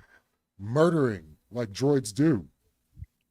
No. They're But soulless who was he killing murdering? machines. I don't think we should trust the stats that say that clones are people. Or droids, for that matter. I'm very equal on this. I think we should only count the fighting Jedi generals, and the Sith. Now, I don't think he was killing either of those, because that was way up his pay grade. Who was he killing? Like, aliens? So what? Well, he dropped a blockade ship that resulted in the death of a million battle droids and humans, so like 50-50 on that. I don't know what those humans were doing. But he killed his own kind and also... But, like, he's a droid, so, like... Oh, Mike, it's Game Boy. Good people. Who? Oh, so no What? cow Mike, who I'm speaking to. But, like, roughly... I don't know by the who he time is, but... all of the movies are over and done with, R2 has, like, 3 million kills. I don't know. That's probably true, though. Come to think of it. I don't remember the scene that you're talking about, though. This was in the Clone Wars. The TV show? Yeah.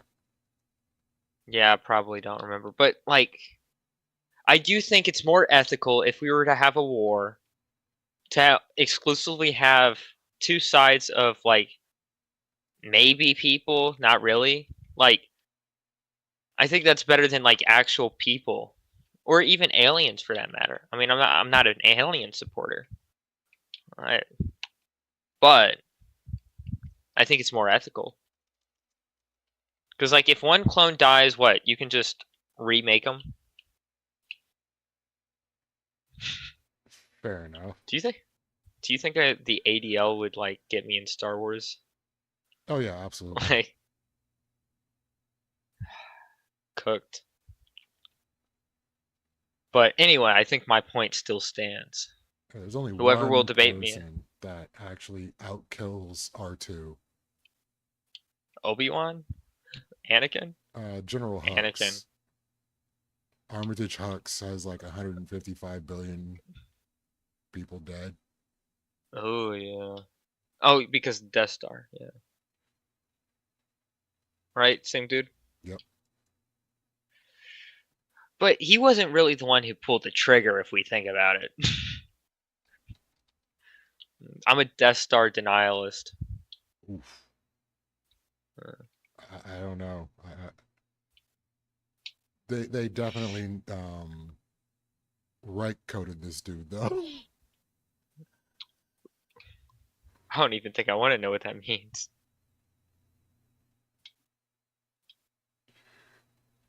Red coded? Reich. Oh, yeah. I thought you said red coded. I was like, he ain't no communist. No, definitely not. Yeah. Yeah. That whole thing was like very like American / like Hitler vibe I got. Like, it was very clear he grew up in the, like, George Bush grew up during the Vietnam War and was like, how can I, like, compare the American government to space aliens and Hitler at the same time? I mean, we only had a couple gears. Yeah. We're either hating Nazis or we're hating communists. That's fair. I mean, wasn't George Bush a communist? I'm not George Bush. George Lucas. George Bush is a crazy Freudian slip. Hold on. I got nothing. You can clip that if you want. I guess don't do that. Yeah, what was it? George Lucas like some communist or something? Because I heard he was like a Maoist, but I was like, I don't know how much that's true. I have no idea on that. You got me there. Now I have to look it up. Was George Lucas a communist? Because I remember a clip of like him saying like something about like supporting Maoist China, but at the same time, I can't find any evidence that like he's a Maoist or anything like that. Yeah, it says he's definitely not a communist. I know he's a Democrat now, but I thought he used to be or something like that. He called himself a radical liberal at some point, but I'll have to find the clip probably one of these days. But I walked around for a while thinking, oh, George Bush, the Maoist, Star Wars fan and famous Maoist supporter, I guess. I mean, that's better than being a white passing Christian nationalist. Yeah, but did the white passing Christian nationalist write any good sci-fi? Because if not, I don't think I can support him. No, he mostly just goes with Christian fanfics. Really? Unironically? I mean, whenever he's telling me how the Bible works, it's definitely fan fiction. Because that's not how the Bible works. Tough, yeah. Well, he's the guy who thinks that you can have not gonna put words in his mouth, but like you can have a culture that treats certain people less than others and still be very Christian. Yeah, pretty much. I told him that fruit doesn't sound very Christian, and he said, who am I to discern what is Christian and what isn't as a non-Christian? I said, if I found the fruit on the ground, I wouldn't think it was Christian. The what on the ground? That fruit, because they say you will know them by their fruits. Oh, yeah.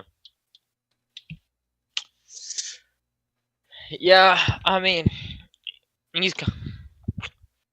that's the thing is like there are like some like very like Christian people on like both sides of like the very progressive end and the very like white nationalist.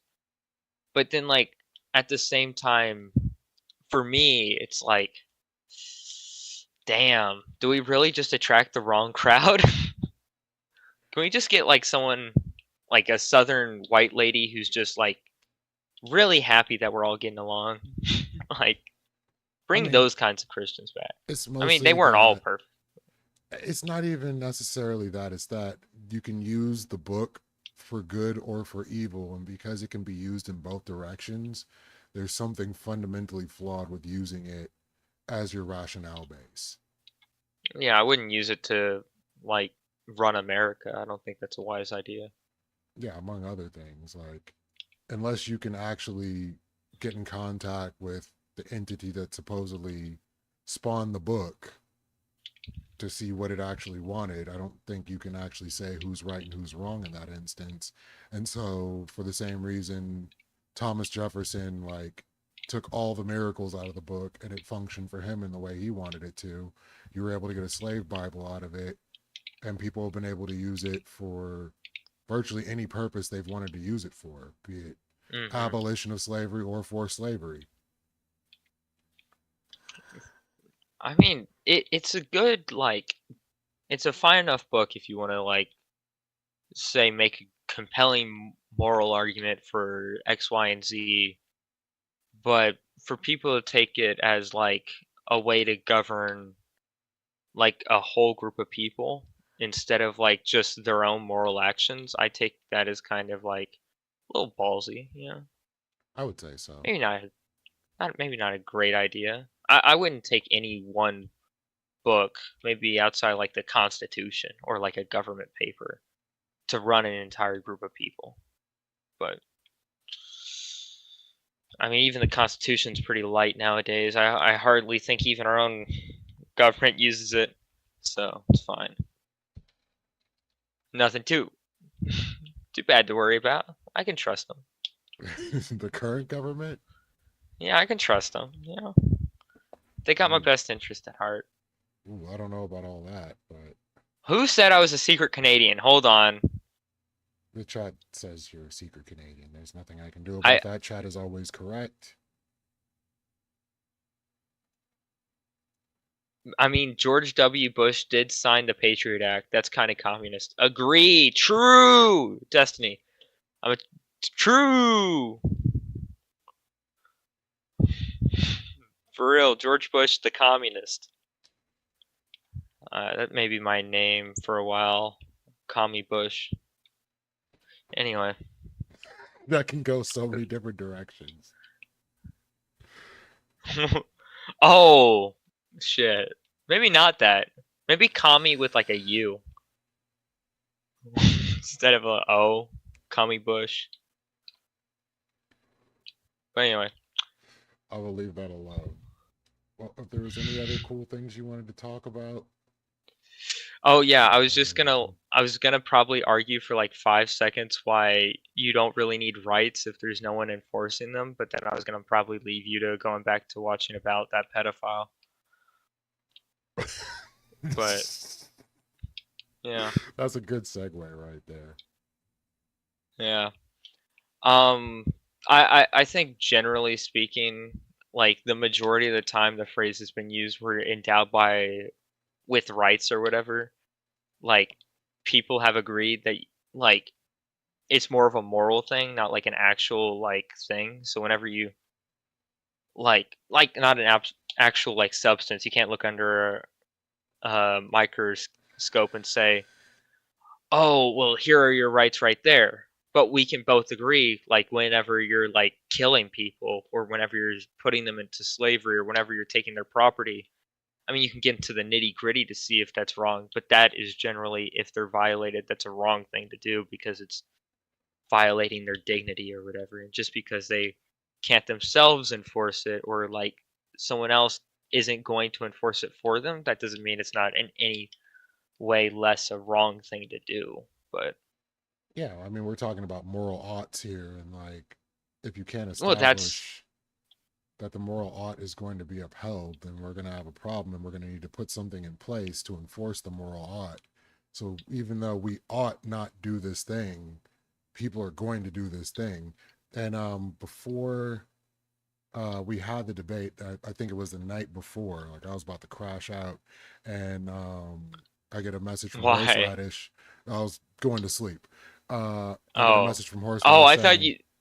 I'm too young. I was thinking of crash out as the Gen Z slang of like, I'm gonna like spaz and like go haywire or something like that. I was like, who are you going haywire on? Just as I'm closing my eyes, I see I had a message. I'm like, let me see what this is.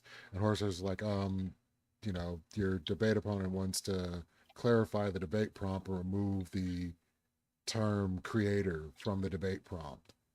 Ooh, And that's I'm what like, I thought was changed. I was like, damn. I'm like, ooh, that was gonna be the first ground I was just gonna rip into. Yeah, I would have probably done the same. That would have been a smart debate move, was to remove that shit. Because like half of it is just like arguing about what does that mean. It was a painful prompt to take up, and so I wasn't, you know, gonna hold him to that creator portion of it, because it's like, you're already fighting an uphill battle. I'm not gonna make it an uphill battle with bricks in your backpack. Yeah. I think what I would have rephrased the prompt as, because I know Radish likes to take these like super popular phrases and then have people have their like opinions on them. Like both of us, we had like endowed by your creator with unalienable rights, and you had, I mean, I had the facts don't care about your feelings. But like at the end of the day, if I were to have to phrase it, I'd probably do like, well, people's perception of facts is shaped by their emotions. Like that's what Lonzo was arguing, and then like y'all were arguing,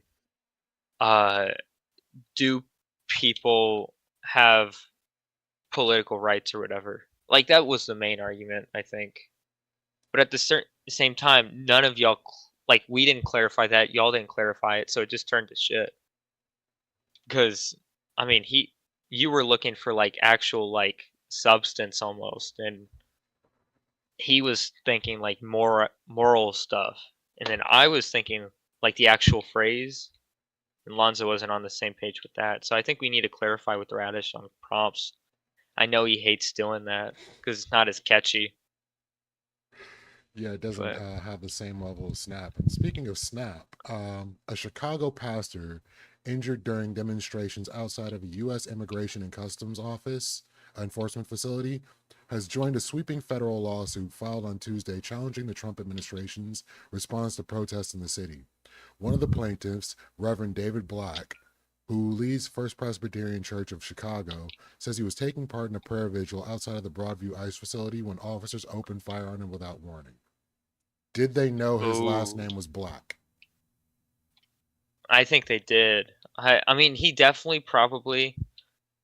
He probably looks like a typical white man, but I think they like sensed it, you know?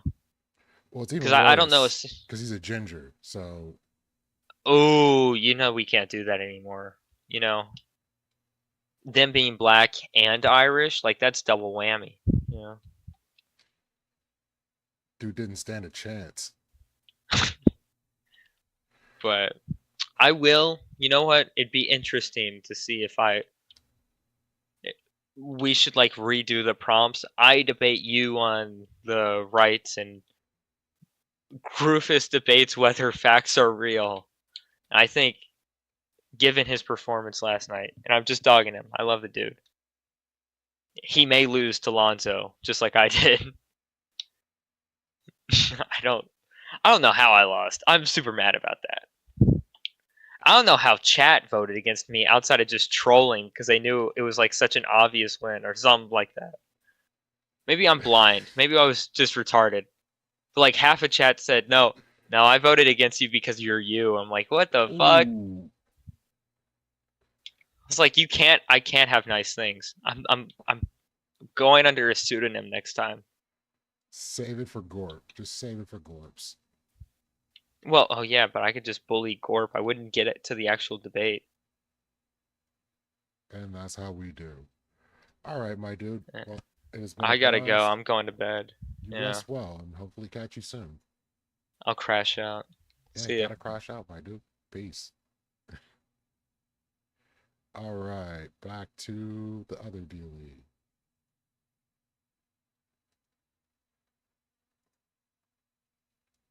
So many. All right, let me close this up. And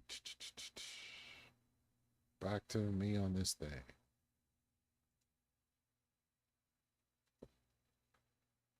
I mean, that wasn't a clear L. I was just working with letters. I was working with the letters.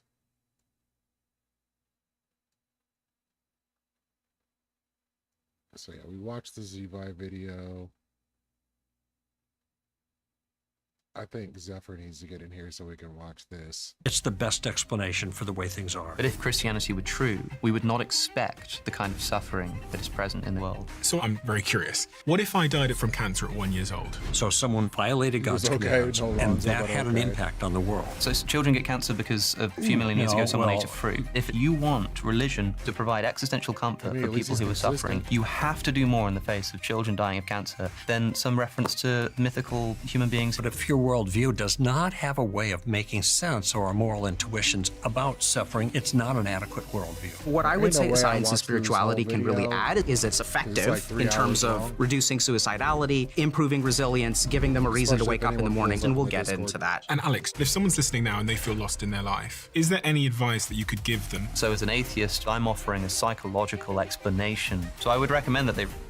You're spot on, Alex. So the first thing to understand is it is an internal feeling. And we found in our study that if you your sense of purpose increases by 68%. No reason why I should have asked. Alec, Greg. What's this one? Alex. Let me see. We have a submission from the chat. Welcome to the American God's Anatomy. Let's throw that in here. Let's see what this is about.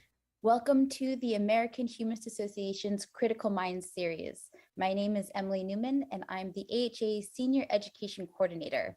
Today, I'm happy to share a conversation on God Anatomy with author Francesca Stavrakopoulos. And I'm going to give you a little introduction to I'm going to Francesca save this one before to watch it myself later because this one's much crazier. The reason I wanted to speak to all three of you today is to discuss meaning and purpose. And there's some stats that I wanted to share that kind of frame the discussion. 3 in 5 young Americans believe that their life lacks I'm not going to purpose. put you 9 guys in 10 through young people in the something as UK clinical as believe that that one. their This life one's is lacking a little purpose. bit spicier, but and when I look also across other still pretty stats as it relates fucked to up. things like mental health, 59% of Brits said they lived a meaningful life compared to just 25% who said they did not. In an October 21 survey, 34% of men in the UK said life had no meaning compared to 18% of women. And 50% of the same group who said that their lives lack purpose and meaning said that their poor mental health was linked to not knowing what to do with their life. And to give some further stats, which I found really interesting around the rise of religiosity, in the UK, a belief in God amongst 18 to 24-year-olds has risen from 18% in 2021 to 37% in 2025, according to YouGov. And in the UK, monthly church attendance has risen from 4% up to 15% in 2025. So there is something going on. You see they got Dr. K in this one, right, Z? So you got the Christian dude with the white hair over here, and then you got Alex O'Connor, you know, good old atheist right here, and then Dr. K. So he starts bringing in Hindu religious ideas to the table, which actually mesh pretty well with the atheist ideas, but still not as wild as the Christian ideas. So I thought you may enjoy this one. And that's what I want to talk about today. But it's long. But before we do that, I'd love to understand the perspective that all of you bring to this conversation. So if I start with yourself, Alok. You know, it's interesting. You mentioned a lot about mental health. I'm a psychiatrist. So for me, finding meaning and purpose is like a very practical thing. So literally a patient will come into my office. They'll say, I have no reason to live. There's nothing worth it in life. I am suicidal. I want to kill myself. So I have a job as a clinician to like fix that problem in a very like practical way. So I've got, you know, a couple of weeks, hopefully 15, 20 weeks to teach them how to find purpose.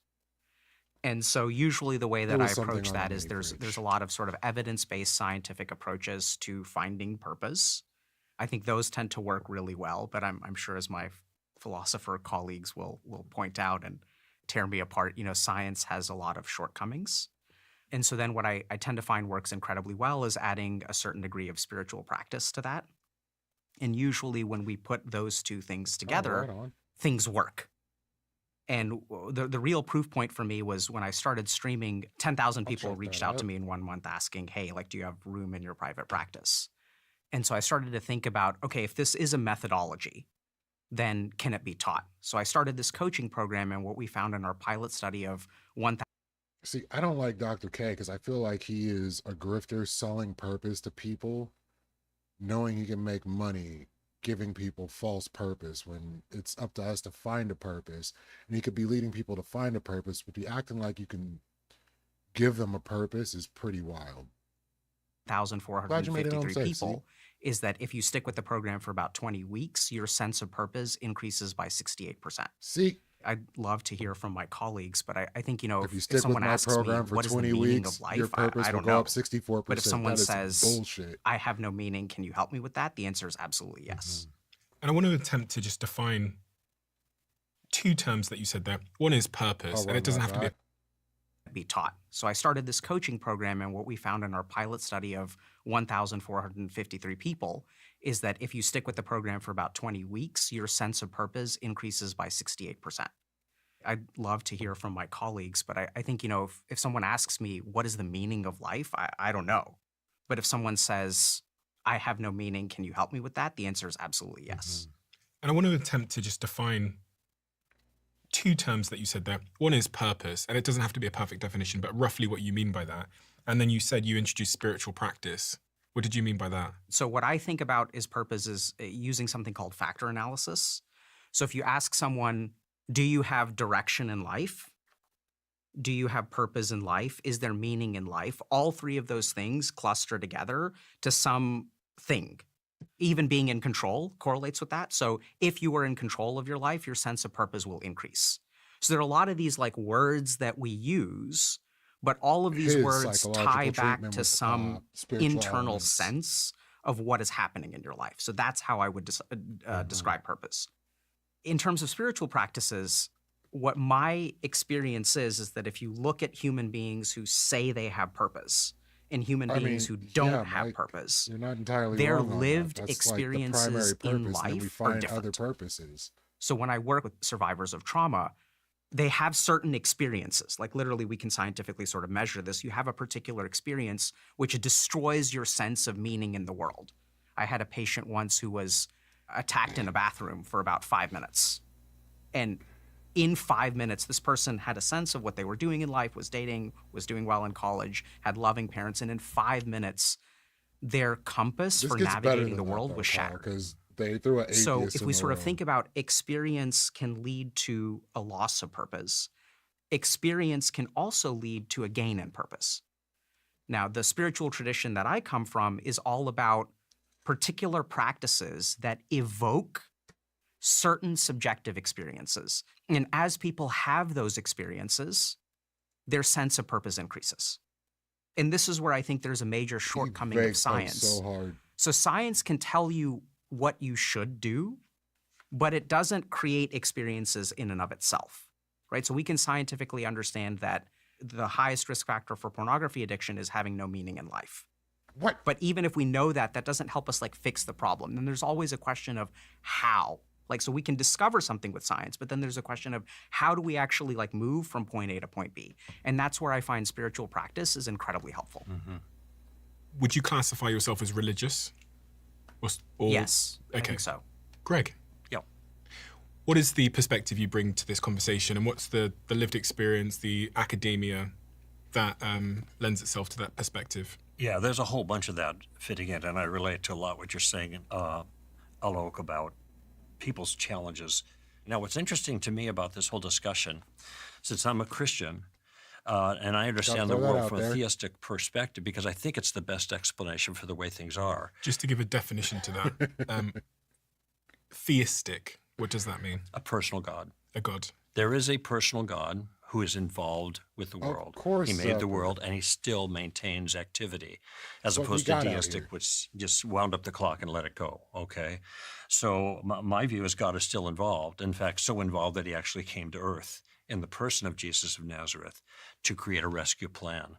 Now, what's interesting to me about this The broader Jesus question, we rescue can get into plan. more details too, is that it's not, if there is a God who made the world for a purpose with meaning, people can participate in that meaning and purpose even if they don't know God. They won't be experiencing what they were made for, which is to be in friendship with him And the British guy knows with the God plan is that dead, he's made so for their flourishing. It all But they comes still full can flourish circle. in some measure insofar as they touch on these objective features. But insofar as we are able, even without belief in God, to kind of get in that groove of the things that God made us for, otherwise the how would we get the purposes red that pill? he intends, in light of being made like him in some way in his image, there's going to be a measure of satisfaction. But what they'll be missing is the ultimate. and that is that friendship with God and being restored in that. Alex, A one-sided same question for friendship. you about what you bring to this conversation in terms of your perspective, your experience, and maybe some of your sort of personal journey.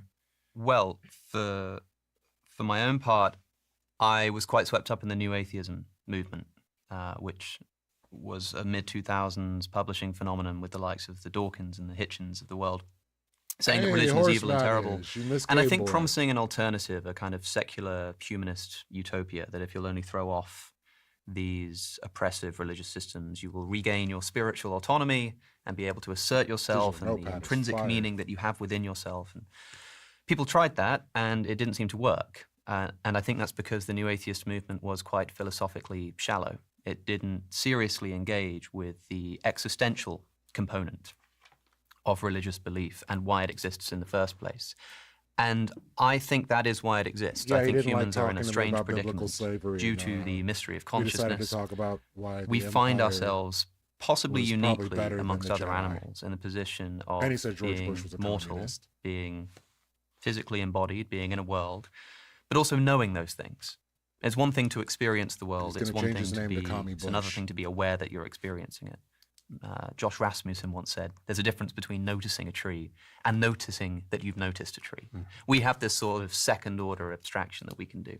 So we know that death is coming, for example, and death makes a mockery of everything that we do. It seems to My just apologies. obliterate The chat will any fill you sense in. of purpose or meaning, because anything that we're building will ultimately, as far as we're concerned, be gone. And that may well be unique to human beings. And so I'm not the first to suggest that the principal motivating factor behind meaning-infused activities that humans do is an engagement in death denial or some kind of immortality project. People literally, for fear of, as a result of the knowledge that this will all come to an end, engage video's in more what we might important. call immortality projects. They engage in things which will outlast themselves, which give them a sense of escaping this death. The most obvious example is in religious traditions, which literally promise immortality for your own soul. But if you look just practically at where people subjectively report finding meaning, they find it in their children. They might find it in their job, but they're unlikely to find it in their job if they're doing something they And don't really Chad is care right about. They'll again. find it in their job. Maybe they're like a barrister, and they find a lot of meaning in bringing justice into the world because they're participating in a system which they believe will outlast them and is bigger than them. So when people talk about meaning, Tell we me talk if the about video's transcendence, too low at any something being point. I above don't and know the beyond balance 'cause I can't hear their own myself. sort of material situation. And I think religion is the archetypal example of this, and I think it's why it evolves in the first place. There is this idea that we are living in a meaning crisis that has cropped up maybe in the past 100 years or so, or maybe in the last few hundred years or so as a response to the Enlightenment and the decline of religion. I think that's far too easy. I think that's way too easy. I think that if there is such thing as a meaning crisis, it is literally the human condition and the reason why these projects were invented in the first place. I think literally speaking, Sir, what this people is are a doing Wendy's. in religious traditions is realizing the finitude of their existence and therefore trying to commune with something Can I add a less thought to this? finite. Of course. We have this hunger, and I have no reason to believe that any naturalistic explanation can explain the consciousness's hunger for meaning and significance, because that's all propositional. It's not molecules. He didn't in have to motion. add an extra S on that. Naturalistic just means nature, and that's all there is, basically. So you have molecules in motion, largely governed by natural law. There is no outside transcendent anything. There's no immaterial anything, certainly not an immaterial God that has started the process and sustains the process and gives life meaning. There I mean, either is anytime, I'm meaning always down for it. objectively or not, okay? If not, then it's up to us. For example, a moment ago you said that if there is a creator God who brings us into existence, still don't know then what you I are need to designed play and you are in this given meta. purpose by God. And I think we need to investigate this a bit further. This person's gonna quit. Because, for example, a quite sort of boring and overdone debate at the moment is the extent to which we are engaged in the production of potentially artificially conscious agents with artificial intelligence technologies. And there's all this discussion about whether or not these things can be conscious, like, whatever. Let's just suppose for a moment that they were. Let's suppose that I created an artificially I got intelligent Tabletop machine, and Simulator. I gave it a I purpose. haven't tried That Spell purpose Table. was to produce paperclips. And because I have a of the few development of Commander decks artificial on intelligence technology, it became Tabletop conscious in a recognizable sense. It had an interior sense of self. It sort of had, say, feelings or emotions about the world. But it is just an AI robot whose entire purpose in life is to make paperclips. Now, I could say that because that AI was designed by a creator with a purpose that was explicitly given to it, that that life is meaningful.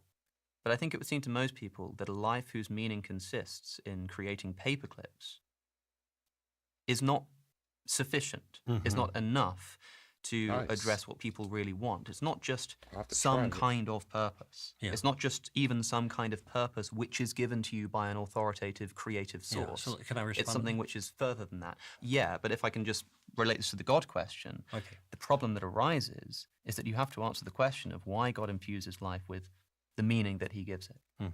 It's either something which he has sort of arbitrarily plucked up and chosen to create, in which case we have this problem of arbitrariness, or no, or in fact, there is some reason why God had to give us a particular kind of meaning that's endemic to the human condition, that he had no choice but for that meaning, that more important kind of meaning, to be given to human life.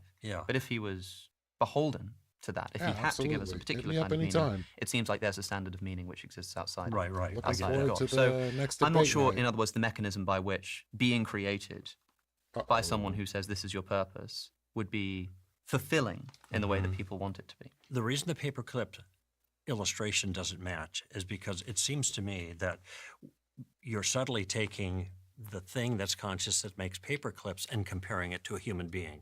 And for human beings who seem to have a different purpose, I would argue, be consigned to make paperclips, well, that's dehumanizing to them. But if you have, just to follow your illustration, if you have a creator that makes something for a reason that the creator has in mind, then it's fulfilling its purpose perfectly, For a human being, that's not going to be satisfying, making paperclips. And a lot of people who are making paperclips are not satisfied with it, okay? I don't think it's arbitrary if God is making something for a purpose. If God decides that he wants to make creatures to be in friendship with him, because this reflects his loving character, and that purpose is to be in friendship with him, I don't see how that is somehow negligible or arbitrary at all. I guess you could have said that God could have done otherwise, but his love and desire for communion is seen to be an adequate explanation for that. This is fascinating. So my first question is, what's the point of this conversation? Yeah, so I think that the ultimate answer that we're looking for is it appears that the numbers around purpose and meaning are fluctuating at this moment in time. A lot of people are turning back to religion, as Alex we were just chatting about a second ago. And I guess there's two questions, which is one, understanding why that's happening, why there's this fluctuation, why we're seeing a mental health crisis around purpose and meaning. And the second is to try and figure out if there's a Dr. truth K one can comes arrive through at. pretty solid in this. If there's an objective truth that exists. Yes. So for y'all, I'm curious, when y'all show up here, like, what is the purpose for y'all showing up? Literally trying to discover. Four it's people, the but stated 3 of them are purpose, discussing It's literally it. just artificially given purpose by being designed in a particular way.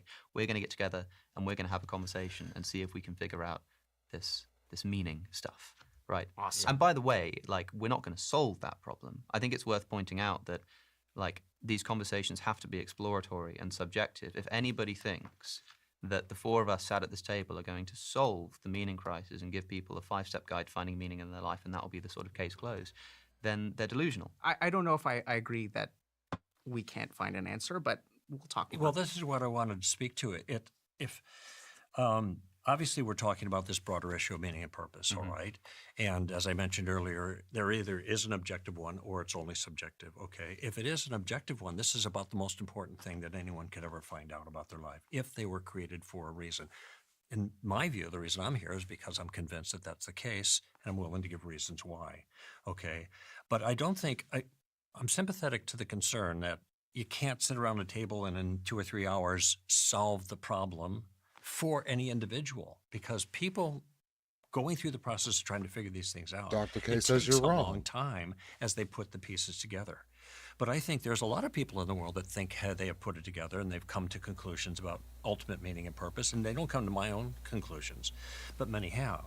So what I would hate to do is leave people with the feeling like we can all search and the glory is in the search, but if you think you found the answer, then you haven't. Of course, this to me is a nihilistic enterprise then. I think it's possible to come to conclusions.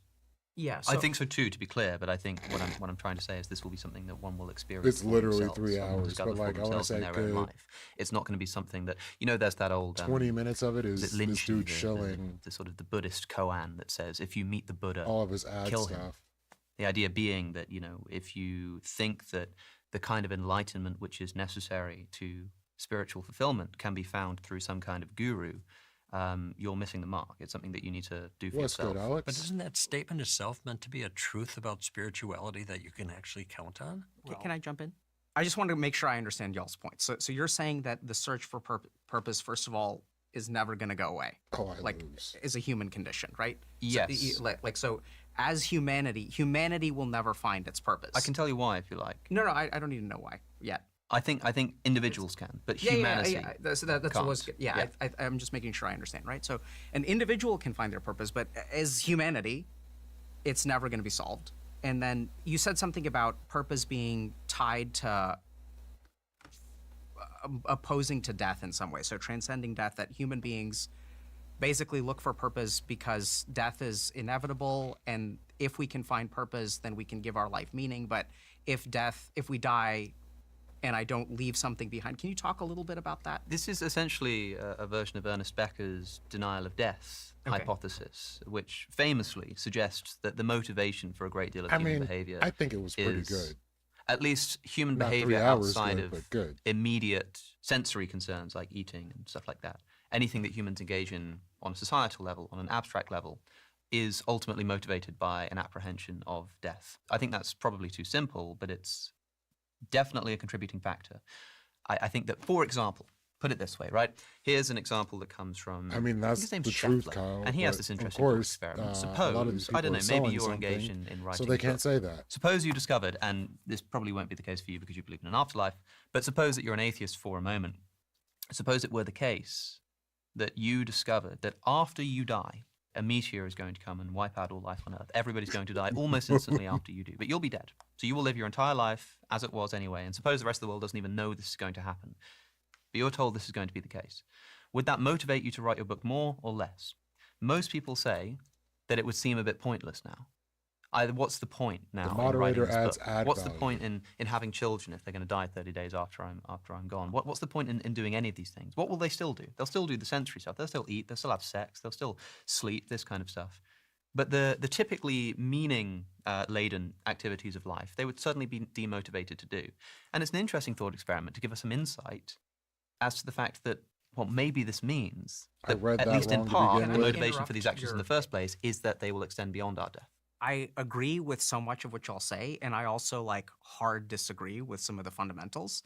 So let's say you have this example of I'm gonna write a book and then the world is gonna end 30 days later. Yes. And so you say, because a lot of what you're talking about is what people say, right? Yep. So you'll say okay, so people would say that this is a waste of time and I'm not gonna do it if the world ends in 30 days. Mm-hmm.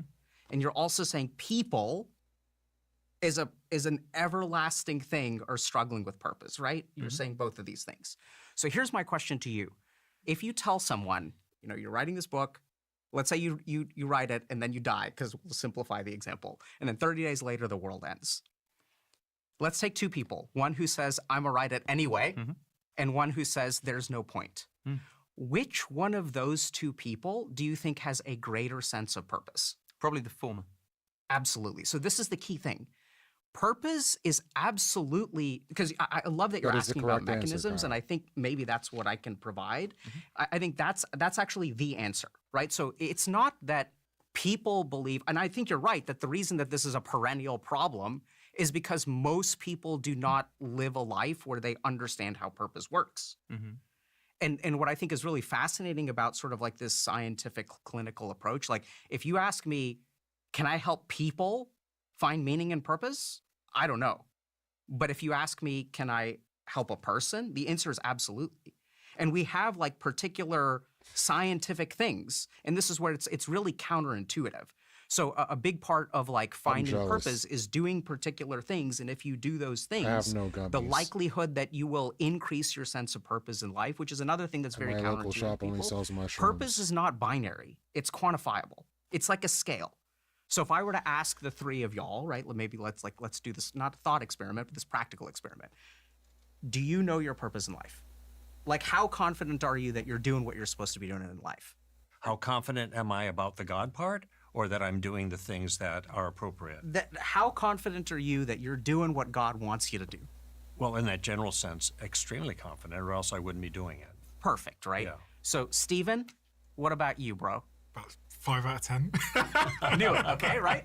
So, Alex? I don't want to be difficult, but I kind of reject the grammar of the question. Awesome. Reject away, bro. I think it's what a logician would call an exponable statement, something which needs to be broken down. You asked, do I know my own purpose?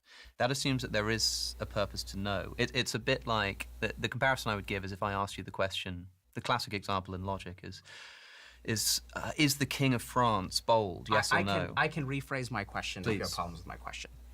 So, do you have a lived experience of something called purpose? Oh, well, look, I think purpose is having some kind of reason to act or be. Yeah. And definitely a I certainly sense. subjectively am motivated to do things. I think everybody is, otherwise you literally wouldn't be able to do anything. But it's a bit foggy to me what, psychologically speaking, on a personal level, that fundamental motivation actually is. Wouldn't purpose be more the goal rather than the reason to act?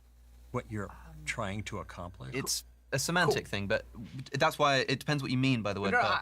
I'm with you. I'm with you. So, and I don't know what I mean with the word purpose, which is part of this challenge. But I hear okay, Dr. K so has like a I'm just program. wondering. So like so a lot of people are motivated to act. Everyone is motivated to act every day, right? Yeah. I get out of bed, I need to take a dump, but my guess is that if we were to administer a scientifically validated instrument that measures your subjective sense of purpose, direction in life, that would be north of 5 out of 10. Okay. Do you think that's fair, or is that something that you don't? Maybe, yeah. I don't know So what do you when you wake up, do you I feel didn't like do you know what you want to do and what's going on, and you're like doing good work? Like, I'm asking about the subjective. question Not on your a grand purpose. Your sense. I'm quite purpose is agnostic. to- I mean, Yeah, I'm sort of. I'm not talking about it. Okay, maybe a It grand depends. sense. I Yeah, really don't know what you mean. No, Israel perfect. Okay, Palestine. so not on a grand sense, but on some other sense. Yes. Sure. Okay, great. We can have more So I than think one that purpose. I think this is beautiful because I think what we have here is like not on a grand sense. So I think on a grand sense you're there, right? But you're absolutely motivated by particular things. So I think this is the first thing about purpose. Can a clarification real Sure. quickly? Yeah, on a grand sense, yes, but there are distinctions that you were referring to a few moments ago. Great. There are a lot of things that are dissatisfying in my life, but in terms of being on the right course, that's part of what life is. Being on the right course, lots of crazy stuff that's happening in between. Cool. So like the first thing that I've kind of noticed in my work is that I don't know whether a grander purpose exists or not. I think that's a lovely discussion that I want to continue to have with you. But I'm sort of, here's where I'm sort of coming from in this discussion. Stephen started this out with some really scary statistics that we're seeing, right? There's a mental health crisis. I think a lot of what we're seeing is while it Nah, may be Moon, you perennial, don't get I to think do it's like that. seems more acute right now. Yes. Maybe that's because of the atheist materialism, whatever, I'm not quite sure, but this is a problem. So just sharing where I'm coming from, my hope is that someone who is watching this will have moved forward some vague percentage points. I'm shooting for about 20% in their personal quest for purpose. And I think a big part of what I'm going to try to contribute here today is my understanding of like how to do that. That this is a quantifiable thing that we can sort of see at this table. People are sort of like at different places. Sounds like Jordan And Peterson so now. the first thing that I kind of want to point out is I don't know whether there's purpose or not, but as a human condition, there is something that each of us feel or experience that gives us an answer, right? So you're like at 10, but what that means is that something is going on in your mind, something is going on in your heart, something is going on in your body where you wake up and you feel like you have purpose. Steven wakes up and he's like at a 5 out of 10. So he's getting some signals in that area, some signals not in that area. You have some signals in that direction too. You know why you're showing up at this podcast. You've got a book that you're working on. Awesome. Can't wait to read it. But on a grander sense, you're like, I don't know about this like objective stuff or whatever. So this is sort of like this quantifiable thing. And you? I'm going to let y'all guess. Well, Where would you put me out of 10? I don't like to psychologize people. It's okay if you don't like to. Will you? I mean, I just met you. I don't know. I have no idea what sense of meaning you have in your life. Okay. I mean, for me, I'm just motivated to try and find out. So I think truth. the audience can guess too. Yeah, I would say you're pretty high. That's why you're here. That's why you're I would say you're pretty high. Your That's ideas. why you're here. Probably closer to 10 usually than why 5. we're here. Yeah. Yeah. Right. So it's like it's okay if you don't want to do that because I'm guessing that there are certain things in your intellect everybody's that sitting tell there acting you. like it wouldn't so be do you have a 72 World of subjective Warcraft instinct? players. No, I just don't know you that well. I mean, I don't know. Okay. And also, it depends what you mean, right? Because you'll say that you have if you say that you're a 10, like you have this, you used the phrase earlier, a sense of meaning in life. And because you're talking about this from an empirical standpoint of whether people report having a sense of meaning, whereas I think that Greg is probably talking about, literally speaking, whether there is actually, in fact, a real meaning, whether or not people sense it or not. You could say that you have a 10 out of 10, and Greg could say, well, it's great that you feel that way, but it's misguided because the purpose that you have identified in your life is the wrong one. And so to me, the important question is not so much whether you subjectively report feeling like you have purpose in life, but whether that purpose is grounded in something real and true. Yeah. So I think that your answer right now is the reason why you think some of these questions are unanswerable. Spicier? No. So I think if you adopt that No, frame, not really. you'll never know. But I don't think they're unanswerable. Okay, let me just finish. Okay, so my first how experience of spicy this, does, right, is that first of all there is a conversation subjective with barometer. Like, how do we know whether we have purpose? pastor, Maybe we listen to other people, but shill there is some sort therapist, of and an internal atheist kid. sense of this. And this is where the science becomes really important because if you look at people who have like a history of trauma or something, what you tend to find is that there are certain like neurobiological things that can happen to you Do we want that will something spicier? literally I can throw affect something else on. the parts of your brain that are able to detect purpose. So this is sort of like a subjective experience. And I think the way that, and I love your emphasis on mechanism, and I think this is what, in my opinion, science and spirituality can really add, is they add the how. That's his purpose, right? why They does. add like, why is it that one person has purpose and another person doesn't have purpose? So first thing is that in my experience and the way that I operate, I'm not saying it's correct, it's effective in terms of helping people move the needle on reducing suicidality, improving resilience, giving them a reason to wake up in the morning. Like, it tends to work. And it's not just me, it's that there's a bunch of, methodologies that we have in psychotherapy and stuff like that that accomplish these kinds of things, that there's some internal sense of purpose. Now, what I think surprises a lot of people is that there are two ways that you increase that sense of purpose. The first is a bucket of things that are kind of counterintuitive. And this is where we also have to understand. Because Asmongold posted it, so I finally get to see the clip. Hassan reaching for something and seemingly shocking his dog to keep her in camera view. But it is emblematic of all of America's much more consequential violence. Okay? It's the same reason as to why America, Kaya, please just fucking go, just stop. Jesus Christ, what are you doing? You're being such a baby.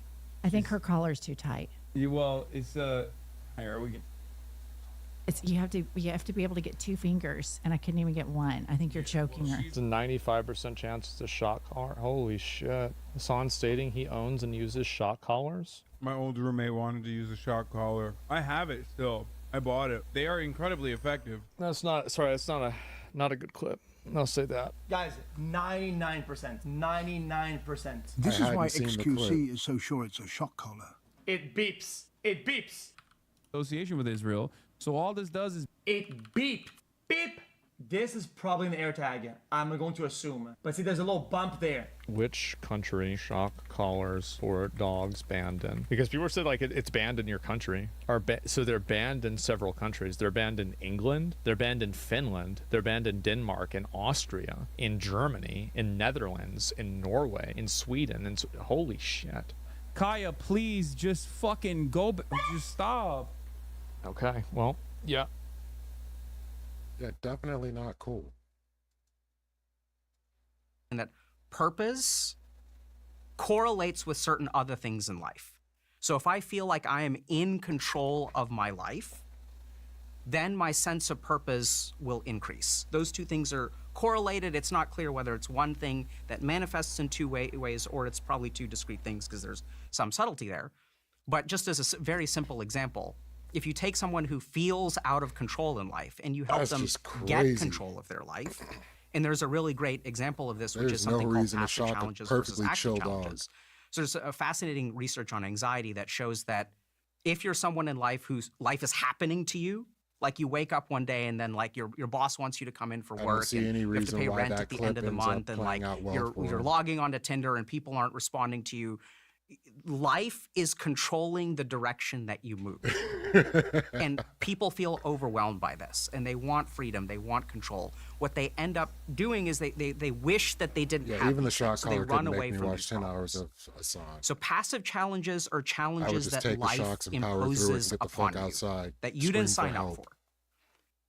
Then there's something really fascinating, which is your sense of control in life does not correlate just with the passive challenges. It correlates with the ratio of passive challenges to active challenges. Active challenges are things that you choose to do that are difficult. So this is really fascinating, but if you're getting bodied by life in 3 different directions, the solution to that is not run away from those problems. It's actually to wake up and start to push yourself in a particular direction. I want to do this instead. If you want to learn how to like read, learn philosophy, start studying philosophical texts, as you start to take on more, which is very counterintuitive because when most people feel overwhelmed, they don't feel like they can do more. The exact solution is to take on more active challenges. Then you have some sense of control in life. And once your ratio of active challenges to passive challenges is more evened out, this does something really cool. It gives you a sense that I'm no longer out of control. Once you feel like you're no longer out of control, this is the really cool thing, then your capacity to deal with the stuff that life throws at you actually improves. So there's this, this is just one example of like one scientific neurobiological principle that has some psychology associated with where you can do particular things to give yourself a sense of direction in life. Now, some of the stuff around worship and spiritual practice, that can do it too.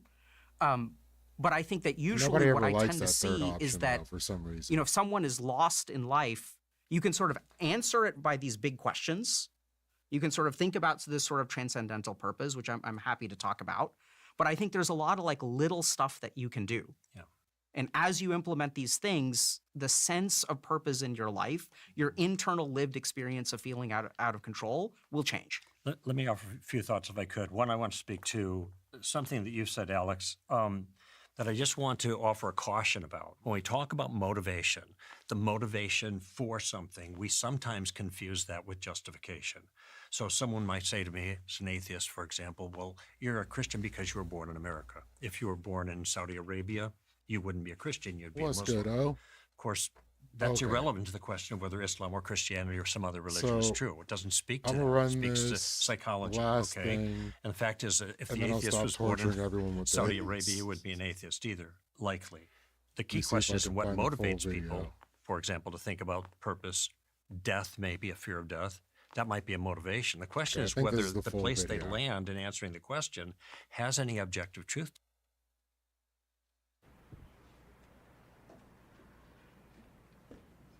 Un acierto. 2 aciertos. Un acierto. No. Dale, pero esa jugada, así como está It's just for Osiris. Este va aquí. 2 aciertos. Este va aquí. Déjamelo aquí. Un acierto. Bien, el morado. 3 Entonces aciertos. estos dos van aquí. Si había uno y yo voy. El morado, déjamelo aquí, Ramón. ¿El morado? Sí, este déjamelo aquí. No me lo muevas. A ver, jurado. ¿cuánto He hay? needs a divorce so bad. Sí, estoy haciendo un descarte. Mira, yo creo que este va aquí. Este va aquí. Un ¿Viste? acierto. Este. Y el morado es va el aquí. morado el que va aquí. El morado. No, pero- Déjame el morado ahí, Ramón. 2 Bien, aciertos. bien. Morado y azul. ¿Mm? Morado y azul. 3 Tres porque el morado va aquí. No, el morado va aquí. ¿A dónde? Ahí. Yo creo que vas aquí. No. Un acierto. She has to be Yo stopped. te dije, el morado es el que va ahí. El morado. Dale, dale, juega.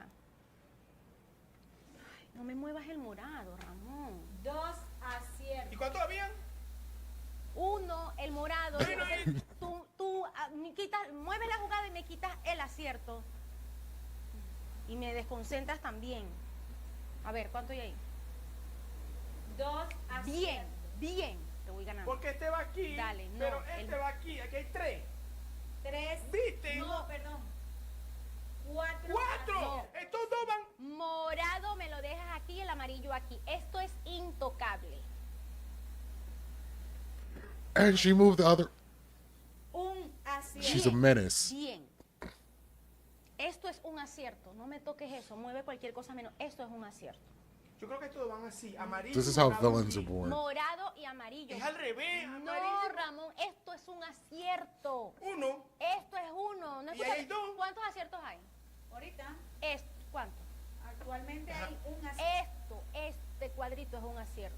Dale. ¿Cuánto? 3. Ve. Son estos. Tres. Aquí cuánto hay? Uno. Bueno, y mejor Piensa. 3. Piensa, por favor. Yo no te voy a durar para toda la vida. Me I desconcentré. can't understand it, but I understand it. ¿Cuánto hay ahí, señor jurado? 2 Bien. aciertos. Aquí hay uno. Y el otro lo voy a descubrir. Dale, tú dale. Yo creo que esto. No me muevas eso. So Mueve can I por lo just- menos eso, Ramón. Y este es otro. No, yo voy a descubrir cuál es. ¿Cuántos hay? 2 aciertos. Este es uno. No, Ramón, no. Probably will. Que estoy concentrada. 4 aciertos. ¡4! Tú me estás... He's so happy. Tú me estás interrumpiendo. Estoy desacertando y tú me estás interrumpiendo. Sí, estás desacertando. Estoy desacertando. Bueno, yo sé. Porque estos dos van al. No entiendo. Hay 4. Hay 4. Ya, déjame ver. A ver, ¿cuánto hay ahí? Sí. Es mi jugada. Estoy desacertando. 6 aciertos. ¡Entonces gané! ¡Gané! ¡Sí, gané! Oh, hell no. Aprende a perder. ¡Gané! ¿Quién ganó? Dilo. Carla. No diga, ganó Carla. Ganó Carla. Coco Mix fam, I believe we just witnessed a TikTok roller coaster that left me both amused and Oh. slightly irritated. So the game kicks off, and at first it seems like they're on the Alright, right on that, track. at least The we got a husband's laugh intuition at is the end spot of this. on, but the wife I'm gonna is go on ahead a and mission write to out, keep us all on the edge 'cause of at least we got to frustration. leave on a She's laugh. mixing things up, not listening to Gonna her raid partner, into and turning a Rezzy's. straightforward challenge into a full-blown mental workout.